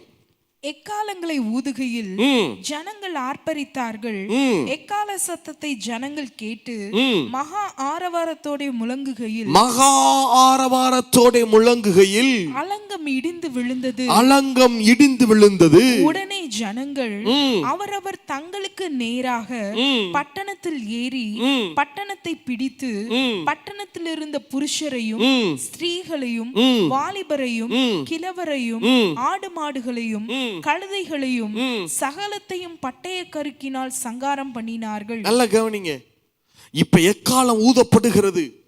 அந்த பட்டணத்தை சுற்றி இருந்த அலங்கம் இருக்கு பாருங்க, நாலா புறமும் இருந்த அந்த பெரிய மதில் சுவர் ஒரே நேரத்தில் இடிந்து விழுகிறது. நல்லா கவனிங்க, அந்த பட்டணத்து அலங்கத்துல கோட்டை சுவர்ல ஏதோ ஒரு மூலை மட்டும் இடியல, ஏதோ ஒரு இடம் மட்டும் இடியல. அந்த பக்கம் பாருங்க, வடக்கு பக்கம் இடிஞ்சிருச்சு எல்லாம். எல்லாரும் ஓடுங்க, வடக்கு வழியா உள்ள போங்க, தெற்க இடிஞ்சிருக்கு பாருங்க, அப்படிலாம் சொல்லல. ஒட்டுமொத்த பட்டணத்தினுடைய கோட்டை சுவரும் ஒரே நேரத்தில் என்ன செய்கிறது, நாலா பக்க கோட்டை சுவர் என்ன செய்யுது, அலங்கமோ இடிந்து விழுகிறது. பொது மொழிபெயர்ப்புல வசிங்க தேவசனத்தை. மக்கள் ஆரவாரம் செய்தன, எக்காலங்கள் முழங்கின, எக்காலத்தின் ஓசையை கேட்ட மக்கள் பேரொளி எழுப்பினர், மதில் இடிந்து விழுந்தது, மக்கள் நகரினுள் நுழைந்தனர், அவர்கள் ஒவ்வொருவரும் அவரவர்களுக்கு முன்னிருந்த பகுதியை தாக்கி அவங்க டைரக்டா அவங்க 4 பக்கம் சுத்தி நிக்கிறாங்க, அவங்க நேரா உள்ள வர்றாங்க இல்லையா, எல்லா பக்கமும் இடிஞ்சிருக்கு. அவரவர் தங்களுக்கு முன்னிருந்த அந்த பகுதியை தாக்கி நகரை கைப்பற்றினர். அப்ப என்ன நடக்குதுன்னா, 7வது நாள் 7 முறை பட்டணம் சுற்றி வரப்படுகிறது, எக்காலம் ஊதப்படுகிறது, ஜனங்கள் மகா ஆரவாரமாய் ஆர்ப்பரிக்கிறார்கள். அப்ப ஒட்டுமொத்த பட்டணத்தினுடைய நாலா பக்க கோட்டை சுவரும் நாலா பக்க அலங்கமும் ஒரே நேரத்தில் இடிந்து விழுகிறது. ஆனால் அலங்கத்துல ஒரே ஒரு இடம் மாத்திரம் இடியாமல் நின்று கொண்டிருக்கிறது. ராகாப்பினுடைய வீடு மாத்திரம் இடியாமல் நின்று கொண்டிருக்கிறது. எத்தனை பேர் ஆமீன் சொல்ல முடியும்? எத்தனை பேர் ஆமீன் சொல்ல முடியும்? எல்லா இஸ்ரவேலருடைய கண்களும் பார்க்கிறது அந்த வீட்டை, எல்லா அலங்கமும் இடிஞ்சிருக்கு, ஆனா ஒரே ஒரு இடம் மாத்திரம் இடியாமல் இருக்கிறது. அந்த வீட்டினுடைய ஜன்னலை பார்த்தா அதுல சிவப்பு நூல் கயிறு தொங்கிக் கொண்டிருக்கிறது. ஓ, இதுதான் ராகாப்பினுடைய வீடோ, இதுதான் ராகாப்பினுடைய வீடோ. அந்த அலங்கத்துல ராகாப்பினுடைய வீடு மாத்திரம் இடியாமல் இருந்தது. எத்தனை பேர் ஆமீன் சொல்ல முடியும்? எத்தனை பேர் ஆமீன் சொல்ல முடியும்? உங்களுக்கு உண்மை தெரியுமா? இஸ்ரவேல் ஜனங்கள் யோசுவா ராகாப்பை காப்பாற்றுவதற்கு முன்பாக, காலேப்பும் பினேகாசும் ராகாப்பை காப்பாற்றுவதற்கு முன்பாக, இஸ்ரவேல் ஜனங்கள் ராகாப்பை காப்பாற்றுவதற்கு முன்பாக சேனைகளின் கர்த்தர் ராகாப்பை காப்பாற்றி வைத்திருந்தார். இல்ல, அலங்கத்தினுடைய எல்லா, இதை இன்னும் அகழ்வாராய்ச்சியில அதில் ஆர்கியாலஜியில கண்டுபிடிச்சாங்க. எல்லா இடமும் இடிஞ்சிச்சு, ஆனா எந்த இடம் மட்டும் இடியாமல் இருந்துச்சு? ஒரே ஒரு இடம் மட்டும் இடியாமல் இருந்திருக்கிறது. ராகாப்பினுடைய வீடு மாத்திரம் இடியாமல் இருந்தது. எத்தனை பேர் ஆமீன் சொல்ல முடியும்? எத்தனை பேர் ஆமீன் சொல்ல முடியும்? சரி, இப்ப பட்டணம் பிடிக்கப்பட்டது. எல்லாரையும் பட்டய கருக்கினால என்ன செஞ்சாங்க? கொன்று போட்டாங்க. பட்டணத்தை பிடிச்சிட்டாங்க. இப்ப யோசுவா நிற்கிறார். இஸ்ரவேலுடைய 12 மூப்பர்கள் நிற்கிறாங்க. யாரு? சல்மோன்ல இருந்து 12 மூப்பர்கள் நிற்கிறாங்க. லட்சக்கணக்கான ஜனங்கள் நின்று பார்த்து கொண்டிருக்காங்க. இப்ப ஆசாரியர்கள்லாம் நிற்கிறாங்க, லேவியர்கள் நிற்கிறாங்க, சல்மோன் நிற்கிறார், 12 கோத்திரத்து பிரபுக்களும் பிரின்சஸும் நிற்கிறாங்க. இப்ப யோசுவா பினேகாசையும் காலேப்பையும் கூப்பிடுறார். போய் அந்த ராகாப்ப மேல் வீட்டில இருந்து அந்த அலங்கத்துல இருந்து இறக்கி கொண்டு வாங்க. எந்த கயிற்றுல ராகாப் காலேப்பையும் பினேகாசையும் இறக்கி விட்டாலோ அதே கயிற்றின் வழியாக இப்ப ராகாப்பும் அவள் குடும்பமும் அந்த வீட்டில இருந்து இறக்கப்படுகிறது. இப்ப ராகாப்பும் அவள் குடும்பமும் வந்து நிற்கிறாங்க. யோசுவா ராகாப்பை பார்த்து சொல்றார், ராகாப், நீ எங்களுக்கு தயவு பாராட்டினபடியே நாங்களும் உனக்கு தயவு பாராட்டுகிறோம். நாங்க உன்னை கொல்ல மாட்டோம். நீ இந்த கானான் தேசத்துல எங்கு வேண்டுமானால் போகலாம், நீ எங்கு வேண்டுமானால் போகலாம், நீ எங்கு வேண்டுமானால் போய் பிழைத்துக்கொள் சொல்லிட்டார். இப்ப ராகாப் கண்கள்ல நீர் ததும்ப 2 கரங்களையும் கூப்பி நன்றி சொல்லிட்டு அப்படி திரும்புறா பாருங்க. ஃபர்ஸ்ட் ஸ்டெப் அப்படி எடுத்து வைக்கிறா. ஒரு சத்தம் கேட்குது, நெல், நீ எங்கேயும் போக வேண்டாம், நான் உன்னை திருமணம் செய்து கொள்ளுகிறேன்னு சொல்லி ஒரு இடது கரம் போய் ராகாப்பினுடைய வலது கரத்தை பிடிக்கிறது. யாருடைய கரம்னு பார்த்தா யூதா கோத்திரத்து தலைவன் சல்மோன் போய் யாருடைய கரத்தை பிடிக்கிறான்னா ராகாப்புடைய கரத்தை பிடிக்கிறான். நெல், எங்கேயும் போக வேண்டாம், நான் உன்னை திருமணம் செய்து கொள்ளுகிறேன். எப்படி இருந்திருக்கும் சூழ்நிலை? யாரு யார கல்யாணம் பண்றது? சல்மோன் யாரு? யூதா கோத்திரத்து தலைவன். சல்மோன்னா என்ன அர்த்தம்? பர்ஃபெக்ட் மேன், பரிபூரணன், ஒழுக்கமானவன், மாசு மறுவற்றவன், அழகானவன், யூதா கோத்திரத்து தலைவன். இந்த குடும்பம் சாதாரண குடும்பம் அல்ல. யாரோட சம்பந்தம் கலந்துருக்கிறாங்க? லேவி கோத்திரத்துல, அதுவும் லேவி கோத்திரத்துல சாதாரண குடும்பத்துல சம்பந்தம் கலக்கல. யாரோட சம்பந்தம் கலந்துருக்காங்க? பிரதான ஆசாரியன் ஆரோனோட சம்பந்தம் கலந்துருக்காங்க. இவனுடைய கசின் பிரதர் தான் அங்க நிக்கிறாங்க. எலையாசாரி இத்தாமார் தான் இப்ப பிரதான ஆசாரிகளா நின்று கொண்டிருக்காங்க. என்ன சொல்லியிருப்பாங்க? இவன் யாரு? யார கல்யாணம் பண்றது? அவ யாரு? ராகாப். கானான் அறிய இழிவான வாழ்க்கை வாழ்ந்தவள். இவளுடைய வாழ்க்கை எப்படிப்பட்டது என்று சொல்லி கானானுக்கே தெரியும். இல்ல யாரு யார கல்யாணம் பண்றது? இல்ல எல்லா எத்தனை பேர் கத்திருப்பாங்க. சல்மோன், உனக்கு என்ன புத்தி கித்தி கெட்டு போச்சா? நீ அவ யாருன்னு உனக்கு தெரியுமா? அவ ராகாப். அவ என்ன இத்தனை காலம் எப்படி வாழ்ந்தாலும் உனக்கு தெரியுமா? இல்ல எல்லாம் கத்துறாங்க. சல்மோன், உனக்கு ஏதாவது புத்தி இருக்கா? உனக்கு கல்யாணம் பண்ண வேற ஆள் கிடைக்கலையா? நீ சொன்னா உன்னை கல்யாணம் பண்றதுக்கு யூதா கோத்திரத்துல ஆயிரக்கணக்கான பெண்கள் கியூல நிப்பாங்க. இல்ல அப்படிப்பட்ட தகுதியுடையவன் நீ யார போய் கல்யாணம் பண்றது தெரியுமா? அப்பதான் சல்மோன் சொல்லுகிறா, நீங்கள்லாம் இவளுடைய முந்தைய வாழ்க்கையை குறித்து பார்த்து கொண்டிருக்கிறீங்க, யோசிக்கிறீங்க. ஆனா நானும் இவள் கர்த்தர் மேல வைத்த விசுவாசத்தை பார்க்கிறேன். தேவனுடைய ஜனங்கள் நாமே இப்பதான் கானானுக்குள்ள நுழைஞ்சிருக்கிறோம். ஆனால் இவள் நமக்கு முன்பாகவே தேவன் மேல விசுவாசம் வைத்தவள். எத்தனை பேர் ஆமேன் சொல்ல முடியும்? எத்தனை பேர் ஆமேன் சொல்ல முடியும்? நான் உங்களுக்கு சொல்றேன் பிரதர், உங்களுக்கு சொல்றேன் சிஸ்டர், உலகம் உங்களுடைய பழைய பாவ வாழ்க்கையை குறித்து யோசித்துக் கொண்டிருக்கிறது. உலகம் உங்களுடைய குற்றங்களை, மீறுதல்களை குறித்து பேசிக் கொண்டிருக்கிறது. ஆனால் பரலோகமோ கர்த்தர் மேல நீங்க வச்சிருக்கிற விசுவாசத்தை பார்க்கிறது. அது அற்பமானதல்ல. எத்தனை பேர் ஆமேன் சொல்ல முடியும்? மனிதர்கள் நம்முடைய விசுவாசத்தை அற்பமாய் பார்க்கலாம். ஆனா வேதம் சொல்லுகிறது, பேதுரு சொல்றாரு, உங்கள் மகா பரிசுத்தமான விசுவாசத்தின் மேல் உங்களை உறுதிப்படுத்திக் கொண்டு. யூதா சொல்றாரு இல்லையா? யூதா சொல்றாரு, உங்கள் மகா பரிசுத்தமான விசுவாசத்தின் மேல் உங்களை உறுதிப்படுத்திக் கொண்டு. இல்ல உங்கள் விசுவாசம் கர்த்தருடைய பார்வையில மகா பரிசுத்தமானது. நாமளே பரிசுத்தவான்கள் இல்லை. பரிசுத்தம் இன்னும் ஆயிட்டு இருக்கிறோம். ஆனா பரிசுத்தத்துக்கு போராடிட்டு இருக்கோம். இன்னும் பரிசுத்தவான்களாகும்படி அழைக்கப்பட்டிருக்கிறோம். அப்படிதான் வேதம் சொல்லுகிறது. நீதிமான்கள் ஆக்கப்பட்டு விட்டோம். சொல்லுங்க, என்ன ஆக்கப்பட்டுட்டோம்? நீதிமான்கள் ஆக்கப்பட்டு விட்டோம். அடுத்து என்ன ஆக்கப்பட்டு கொண்டிருக்கிறோம்? பரிசுத்தவான்கள் ஆக்கப்பட்டு கொண்டிருக்கிறோம். நம்மளை இன்னும் பரிசுத்தத்தை முழுமையா அடையல. ஆனா நீங்களும் நானும் கர்த்தர் மேல வச்சிருக்கிற அந்த நம்பிக்கை இருக்கு பாருங்க, அந்த விசுவாசம் இருக்கு பாருங்க, அது அற்பமானது இல்ல பிரதர். பரலோகம் உங்க விசுவாசத்தை அற்புதமானதாக பார்க்கிறது. அது மகா பரிசுத்தமானது. எத்தனை பேர் ஆமேன் சொல்ல முடியும்? எத்தனை பேர் ஆமேன் சொல்ல முடியும்? சல்மோன் சொல்றான், நம்மளே இப்பதான் கானானுக்குள்ள வந்திருக்கிறோம். ஆனால் இவள் நமக்கு முன்பாகவே கர்த்தர் மேலே விசுவாசம் வைத்தவளாயிருந்தா. சல்மோன் போய் ராகாப்புடைய கையை பிடிச்சான் பாருங்க, ராகாப்புடைய வாழ்க்கை தலைகீழாக மாறிப்போன. தலைகீழாக மாறிப்போன. இல்ல உண்மைதானா? இத்தனை காலம் ராகாப் கானான் அறிய, அவன் நல்லா கவனிங்களே, நல்லா கவனிங்களே. ராகாப் என்ன கேட்டா? காலேப்டையும் பிணைகாசையும் என்ன கேட்டா? எங்களை உயிரோடே வைங்க அப்படிதான் கேட்டா. உயிர் பிச்சை தான் கேட்டா இல்லையா? எத்தனை வசனம்? 12 11 12 யோசுவா 2:12 வாசிங்க. இப்போதும் சாரி என்னை உயிரோட வைங்கன்னு சொல்லுங்க.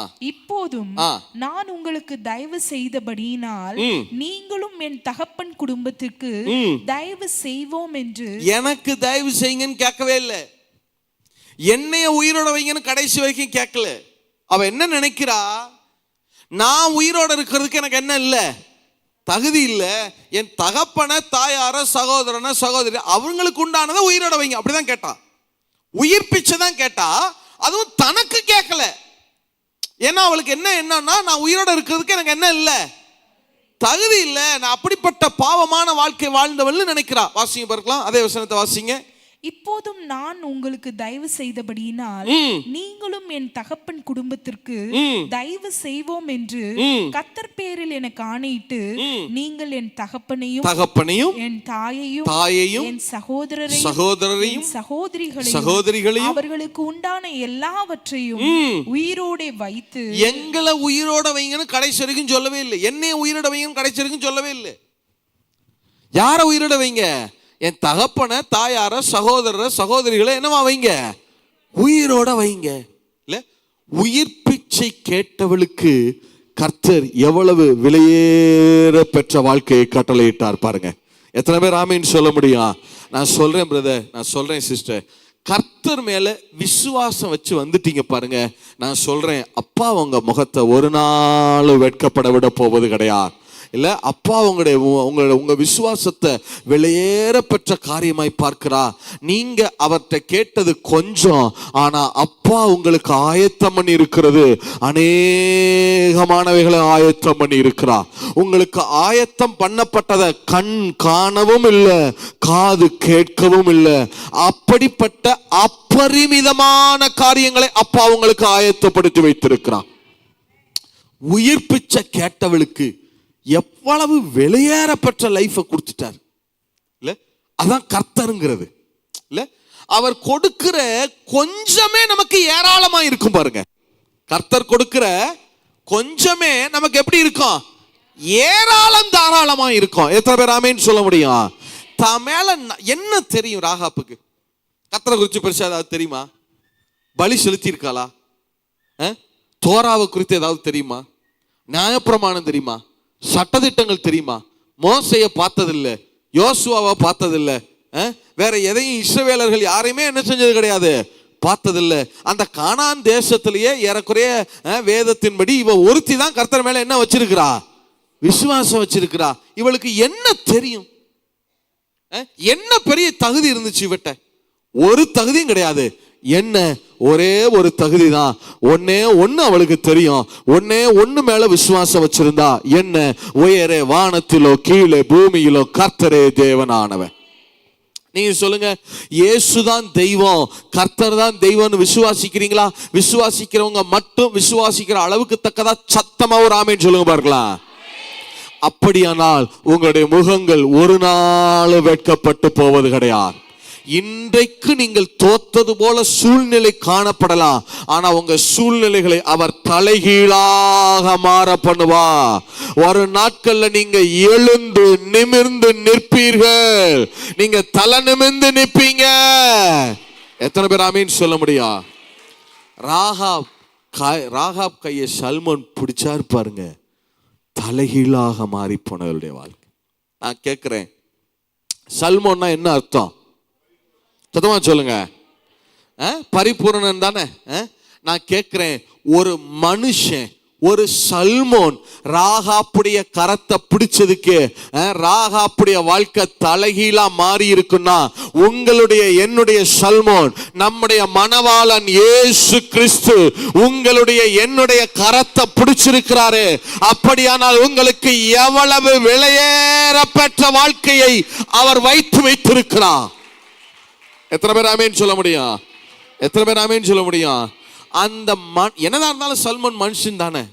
அந்த மனுஷன் சல்மோன் கைப்பிடிச்சதுக்கு ராகாப்புக்கு இவ்வளவு பெரிய வாழ்க்கைன்னா, உங்களையும் என்னையும் இயேசு கரம் பிடித்திருக்கிறா.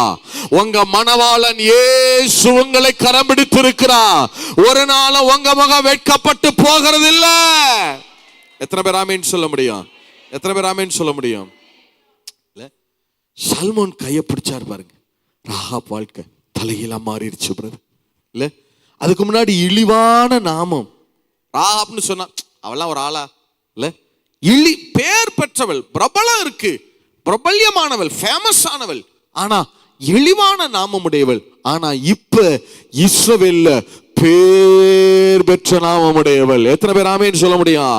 சாதாரண ஆள் இல்ல. இப்ப யாரு? யூதா கோத்திரத்து தலைவன் சல்மோனுடைய மனைவி. எத்தனை பேர் ஆமேன்னு சொல்ல முடியும்? இல்ல நல்லா யோசிச்சு பாருங்க, நல்லா யோசிச்சு பாருங்க.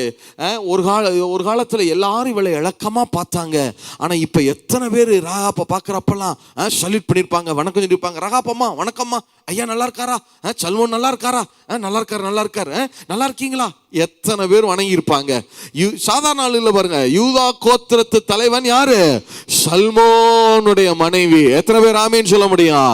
நான் சொல்றேன் பிரதர், உலக வேண்டுமானா இன்னைக்கு உங்களை எளப்பமா பார்க்கலாம், அவமானகரமா பார்க்கலாம். ஆனா கர்த்தர் மேல இருக்கிற நம்பிக்கையை விட்டுறாதீங்க, ஒரு நாள் விட்டுறாதீங்க. உங்களை கரம் பிடித்தவர் கனம் பண்ணவும் தயங்க மாட்டாரு. எத்தனை பேர் ஆமேன்னு சொல்ல முடியும்? உங்களுக்கு விலையேற பெற்ற நாமத்தை அவர் தரிக்கிறவராயிருக்கிறார், இல்ல விலையேற பெற்ற கனத்தை வைத்திருக்கிறார். எத்தனை பேர் ஆமேன்னு சொல்ல முடியும்? எப்படி ஒரு லைஃப், நல்லா யோசிச்சு பாருங்க. இவளை கொண்டு போய் அந்த அலங்கத்துல ஏன் குடி வச்சாங்க? இவ என்ன ஆகட்டும்? எரிக்கோ மன்னனும் மக்களும் எங்க கொண்டு போய் குடி வச்சாங்க? அலங்கத்துல குடி வச்சாங்களா? எதுக்காக? இவ என்ன ஆகணும்? கொள்ளையர்கள் வந்து இவளை என்ன செய்யணும்? கொலை செய்யணும் தானே நினைச்சாங்க, சாகட்டும் நினைச்சாங்கல்ல. எரிக்கோ மன்னனும் மக்களும் ராகாப் சாக வேண்டும் என்று நினைத்தார்கள். ஆனா கர்த்தர் மேல அவன் நம்பிக்கை வச்சிருந்ததுனால ராகாப் சாகல. ராகாப் சாகணும்னு யாரெல்லாம் நினைச்சாங்களோ அவர்கள் எல்லாரும் ராகாப்பின் கண்கள் பார்க்க கொலை செய்யப்பட்டார்கள். மதனா, எரிக்கோ மன்னனும் மக்களும் யாரு கண்ணு பார்க்க கொலை செய்யப்பட்டாங்க? ராகாப்பின் கண்கள் பார்க்க. நான் சொல்றேன், கர்த்தருடைய வார்த்தையை சொல்றேன், கேளுங்க. அப்பா சொல்ற வார்த்தையை கேளுங்க. நீங்க அழிந்து போகணும்னு அநேகம் பேர் நினைத்து கொண்டிருக்கிறாங்க. ஆனா கர்த்தர் மேல நீங்க விசுவாசம் வச்சிருக்கீங்க தானே, நீங்க ஒரு நாள் அழிய போறது இல்ல. நீங்க அழியணும்னு நினைத்தவங்க சத்துருக்கள் தான் உங்கள் கண்களுக்கு முன்பாக அழிக்கப்படுவார்கள். உங்கள் கண்களுக்கு முன்பாக உங்கள் சத்துருக்களுக்கு அவர் நீதியை சரி கட்டுகிறவர். எத்தனை பேர் ஆமீன் சொல்ல முடியும்? எத்தனை பேர் ஆமீன் சொல்ல முடியும்? இல்ல, நீங்க ஒரு நாள் அழிய மாட்டீங்க பிரதர், கவலைப்படாதீங்க. அநேகர் உங்களை ரொம்ப எளப்பமா பார்க்கலாம், அவமானகரமா பார்க்கலாம், நீங்க எழும்ப கூடாதுன்னு நினைக்கலாம். ஆனா நான் கர்த்தருடைய வார்த்தையை சொல்றேன், நீங்க எழும்புவீங்க. அவர்கள் கண்கள் பார்க்க உங்கள் சத்துருக்களுக்கு முன்பாக அவர் உங்களுக்கு ஒரு பந்தியை ஆயத்தப்படுத்தி வைத்திருப்பார். எத்தனை பேர் ஆமீன் சொல்ல முடியும்? எத்தனை பேர் ஆமீன் சொல்ல முடியும்? இல்ல, என்ன லைஃப் நினைக்கிறீங்க ராகாப்புக்கு? இல்ல, என்ன லைஃப்? இதுக்கு முன்னாடி எத்தனை பேர் ராகாப்ப நல்ல சம்பவங்களுக்கு, நல்ல வைபவங்களுக்கெல்லாம் கூப்பிடாம, விருந்து, கல்யாணம், மற்ற காரியம் இதுக்கெல்லாம் கூப்பிடாம எத்தனை பேர் ராகாப்ப வந்து லிஸ்ட்ல இருந்து தூக்கி விட்டுருப்பாங்க? பத்திரிக்கை லிஸ்ட்ல அவ பேர் எழுதிடாதீங்க, தெரிஞ்சும் கூட கொடுத்துடாதீங்க, எங்கேயாவது கல்யாணத்துக்கு வந்துருன்னு கூட வாயில கூட சொல்லிடாதீங்க. ஆளை பார்த்தா அவெல்லாம் வந்தா விளங்குமா? லிஸ்ட்ல இருந்து, பட்டியல இருந்து எத்தனை பேர் ராகாப்பை தூக்கி விட்டுருப்பாங்க. ஆனா ஆச்சரியம் பாருங்க, அவள் கர்த்தர் மேலே விசுவாசம் வைத்ததன் விளைவு ராகாப்பினுடைய பேரை கர்த்தர் தன்னுடைய சந்ததி பட்டியலிலே சேர்த்து வைத்திருக்கிறார். உண்மைதானா? ராகாப்புடைய பேரு இயேசுவினுடைய சந்ததி பட்டியலில் வம்ச வரலாறுல சேர்க்கப்பட்டிருக்கிறதா? எத்தனை பேர் ஆமீன் சொல்ல முடியும்? நான் சொல்றேன், உலகம் வேணா உங்க பேரை லிஸ்ட்ல வைக்காம தூக்கி விட்டுருக்கலாம். ப்ரொமோஷன் லிஸ்ட்ல உங்க பேர் இல்லாம இருக்கலாம். உலகம் வேணா உங்களுக்கு பத்திரிக்கை கொடுக்காம அவமானப்படுத்தலாம். உலகம் வேண்டுமானால் உங்களை புறக்கணிக்கலாம். உலகம் வேண்டுமானால் நீங்க சரியில்லாத நபர், நீங்க என்ன சொல்றது, உங்க குணம் சரியில்லை, அது சரியில்லைன்னு வேணா உலகம் சொல்லலாம். ஆனா நான் கர்த்தருடைய நாமத்துல சொல்றேன், கர்த்தர் மேல விசுவாசம் வச்சிருக்கீங்க பாருங்க, உங்களுக்கு ஆண்டவர் விலையேறப்பட்ட ஸ்தானங்களை நியமித்து வைத்திருக்கிறார். எத்தனை பேர் ஆமீன் சொல்ல முடியும்?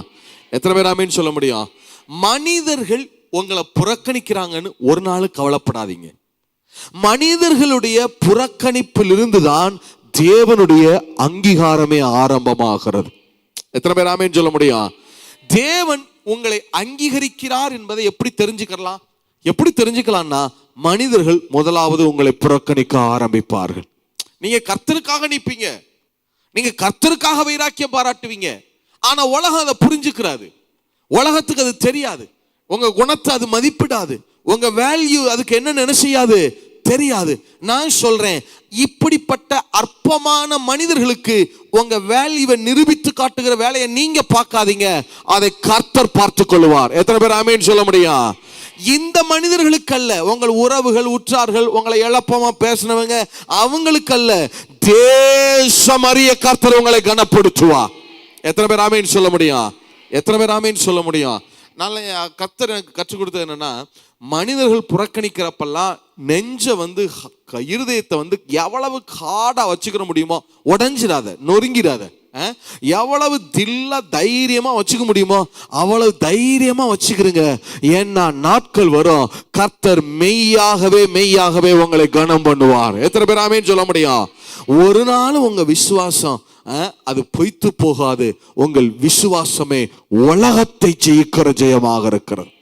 இல்ல, எவ்வளவு ஒரு பெரிய ஒரு லைஃப கொடுத்தார். ஒருவேளை யோசிச்சு பாருங்களேன், இப்படி ராகாப் கர்த்தரை விசுவாசிக்காம அதே விக்கிரக ஆராதனையிலே இருந்து, அதே வாழ்க்கையிலே இருந்து, அந்த பட்டணத்திலே யாரைய கல்யாணம் கூட பண்ணிட்டான்னு வச்சுக்கிறோம், இப்படி வச்சுக்கிறோம். அதே பட்டணத்துல யாரைய கல்யாணம் கூட பண்ணிட்டா, கர்த்தரை விசுவாசிக்கல, கர்த்தரை ஏற்றுக்கொள்ளல, அதே விக்கிரகாரங்களே இருக்கிறா, கல்யாணம் முடிஞ்சிருச்சு. அப்ப ராகாப் ஒரு சந்ததியை பெற்று எடுத்திருந்தா அந்த சந்ததி பாவ சந்ததியா இருந்திருக்கும். உண்மைதானே? ராகாப்புடைய சந்ததி என்ன சந்ததியாக இருந்திருக்கும்? பாவ சந்ததியா இருந்திருக்கும். ஆனா பாருங்க, ராகாப் கர்த்தர் மேல விசுவாசம் வைத்ததனுடைய விளைவு ராகாப்பினுடைய சந்ததி தெய்வீக சந்ததியாய் மாற்றப்பட்டது. இல்ல, ராகாப்பினுடைய சந்ததியில ராஜாக்கள் உதயமானார்கள். எத்தனை பேர் ஆமீன் சொல்ல முடியும்? இந்த ராகாப் சல்மோனுடைய பையன் தான் யாரு? போவாஸ். போவாஸ் ரூத்துடைய கணவர் போவாஸ் இருக்கார்ல, அவர் யாரு பையன்? ராகாப் பெற்றெடுத்த பையன். இல்ல, சல்மோன் ராகாப் தம்பதியின் மகன் தான் போவாஸ், ரூத்துடைய கணவர். இந்த போவாசுடைய பையன் யாரு? ஓபேத். ஓபேத்துடைய பையன் ஈசாய். ஈசாயுடைய குமாரன் யாரு? தாவீது ராஜா, மகா சக்கரவர்த்தி. ராகாப்பினுடைய கொள்ளு பேரன் தான் தாவீது. எப்படிப்பட்ட சந்ததியை கொடுத்தார் பாருங்க. இல்ல, எவ்வளவு விளையாடப்பட்ட சந்ததி. இவ்வளவு ஏன்? இந்த ராகாப்பினுடைய சந்ததியில தான் உலகத்தின் ரட்சகர் இயேசு உதயமானார். எத்தனை பேர் ஆமீன் சொல்ல முடியும்? எவ்வளவு ராஜாக்கள், சாலமோன்ல இருந்து எத்தனை ராஜாக்கள் உதயமானாங்க.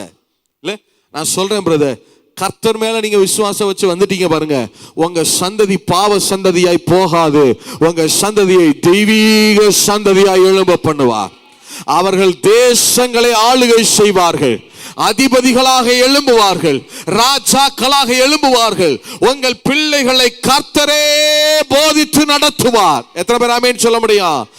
உங்கள் கர்த்தர் உங்க வாயில வைத்த அந்த வார்த்தை, அந்த ஆவி உங்களை விட்டும், உங்க வாயை விட்டும், உங்க சந்ததியின் வாயை விட்டும், உங்க சந்ததியின் வாயை விட்டும் அது பிரியாதிருக்கும். உங்க சந்ததியை ஆண்டவர் ஒரு நாள் விட்டு விட போகிறதில்ல. உங்கள் பிள்ளைகள் கர்த்தராலே போதிக்கப்பட்டிருப்பார்கள். அவர்கள் சமாதானம் பெரிதாயிருக்கும். எத்தனை பேர் ஆமென் சொல்ல முடியும்? இழிவான சந்ததியாய் மாறி இருக்கணும், ஆனா தெய்வீக சந்ததி, ஒரு டிவைன் ஜெனரேஷனாக அது மாற்றப்பட்டது பாருங்க. இல்ல, எவ்வளவு பெரிய கனம். ராகாப்ப பட்டணத்துக்குள்ள வைக்க மாட்டேன்ட்டாங்க, கொண்டு போய் எங்க குடி வச்சாங்க? போ, பட்டணத்துல இடம் கிடையாது, போ, அலங்கத்துல கொண்டு போய் குடி வச்சாங்க. ஆனா கர்த்தர் என்ன செய்தார் தெரியுமா? இஸ்ரவேலிலே ராகாப்புக்கும் சல்மோனுக்கும் அவர் பெத்லகேமிலே சுதந்திரத்தை கட்டளையிட்டார். எத்தனை பேர் ஆமென் சொல்ல முடியும்? பெத்லகேம் என்ன சாதாரண இடம் நினைச்சீங்களா? கோதுமை விளைகிற பூமி. பெத்லகேம்னா அப்பத்தின் வீடு. எப்படி தமிழ்நாட்டில் சொல்றாங்கல்ல, தஞ்சாவூர் என்னது நெல் களஞ்சியம்னு சொல்றாங்களா? இங்க கர்நாடகாவோட ஒரு இடம் இருக்குல்ல, இன்னும் ஒரு இடம் சொல்லுவாங்க,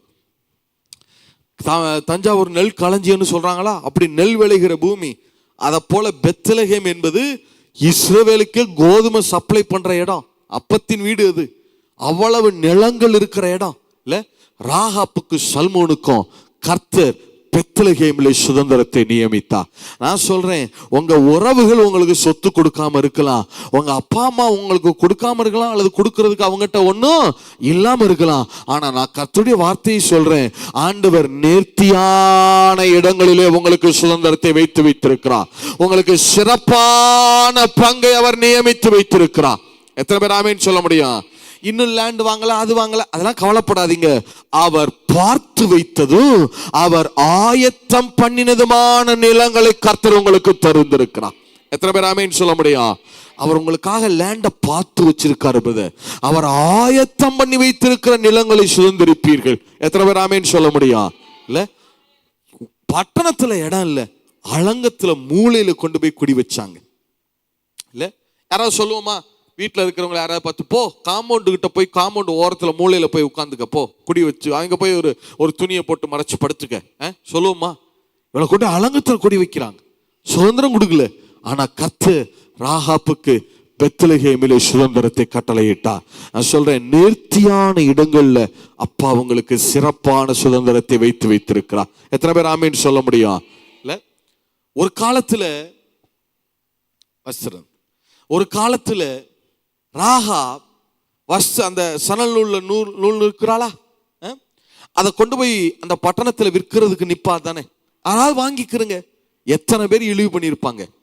அந்த சணல் நூல் அங்கேயே வாங்காம எத்தனை பேர் இழிவுபடுத்தியிருப்பாங்க. ஆனா இப்ப அப்படி கிடையாது.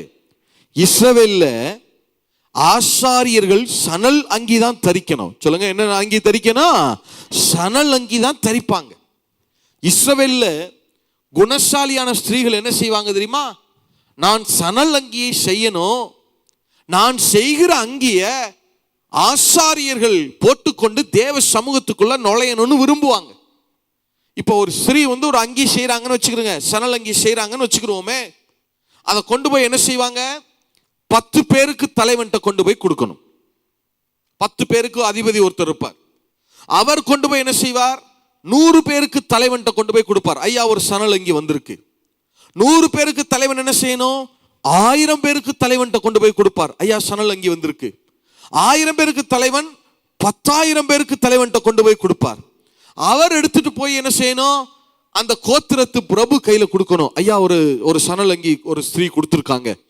அந்த கோத்திரத்து பிரபு என்ன செய்வாரு? ஒரு லேவியன் கையில கொண்டு போய் கொடுப்பார். லேவியன் என்ன செய்வாரு? ஒரு ஆசாரியன் கையில கொண்டு போய் கொடுப்பார்.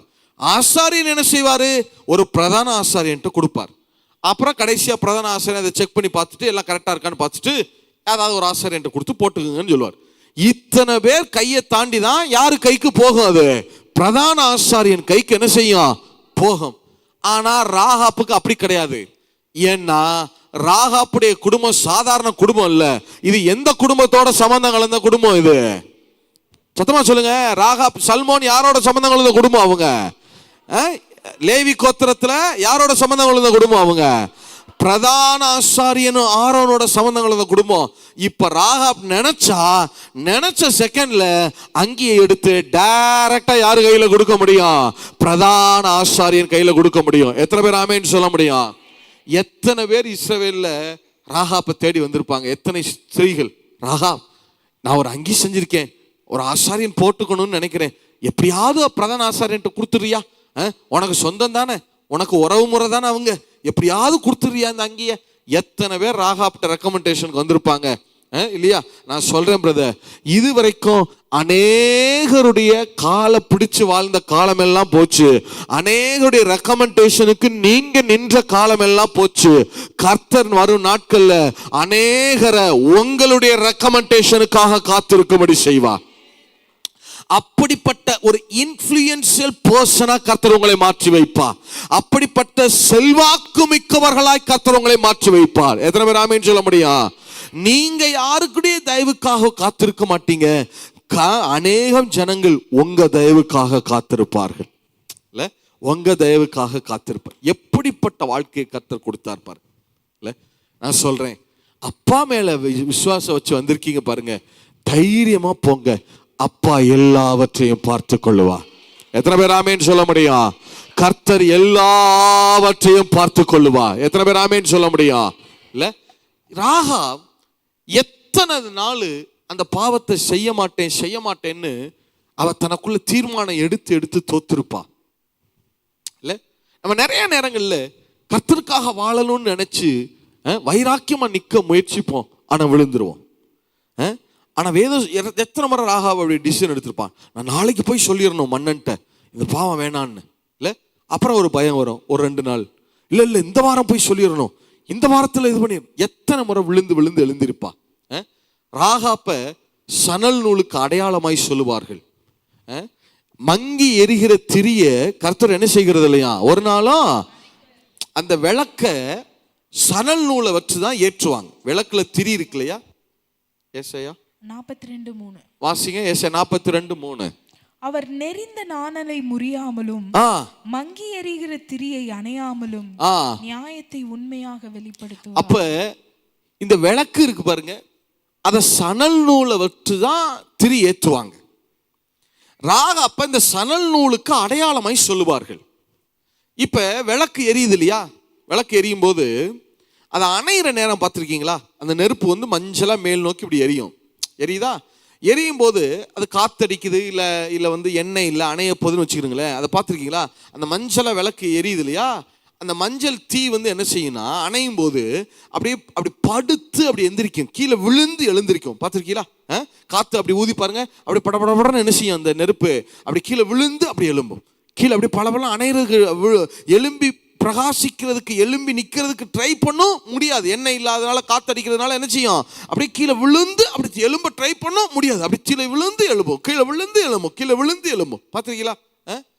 எத்தனை முறை ராகாப் விழுந்து விழுந்து எழுந்திருப்பா, எத்தனை முறை நம்ம விழுந்து விழுந்து எழுந்திருக்கிறோம்.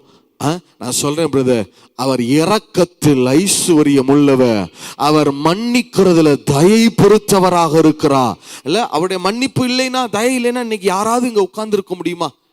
யாராவது இங்க நிக்க முடியுமா? அவர் மன்னிக்கிறதுல தயை பொறுத்தவர், மங்கி எரிகிற திரியை அணையாதவர். எத்தனை பேர் ஆமேன்னு சொல்ல முடியும்?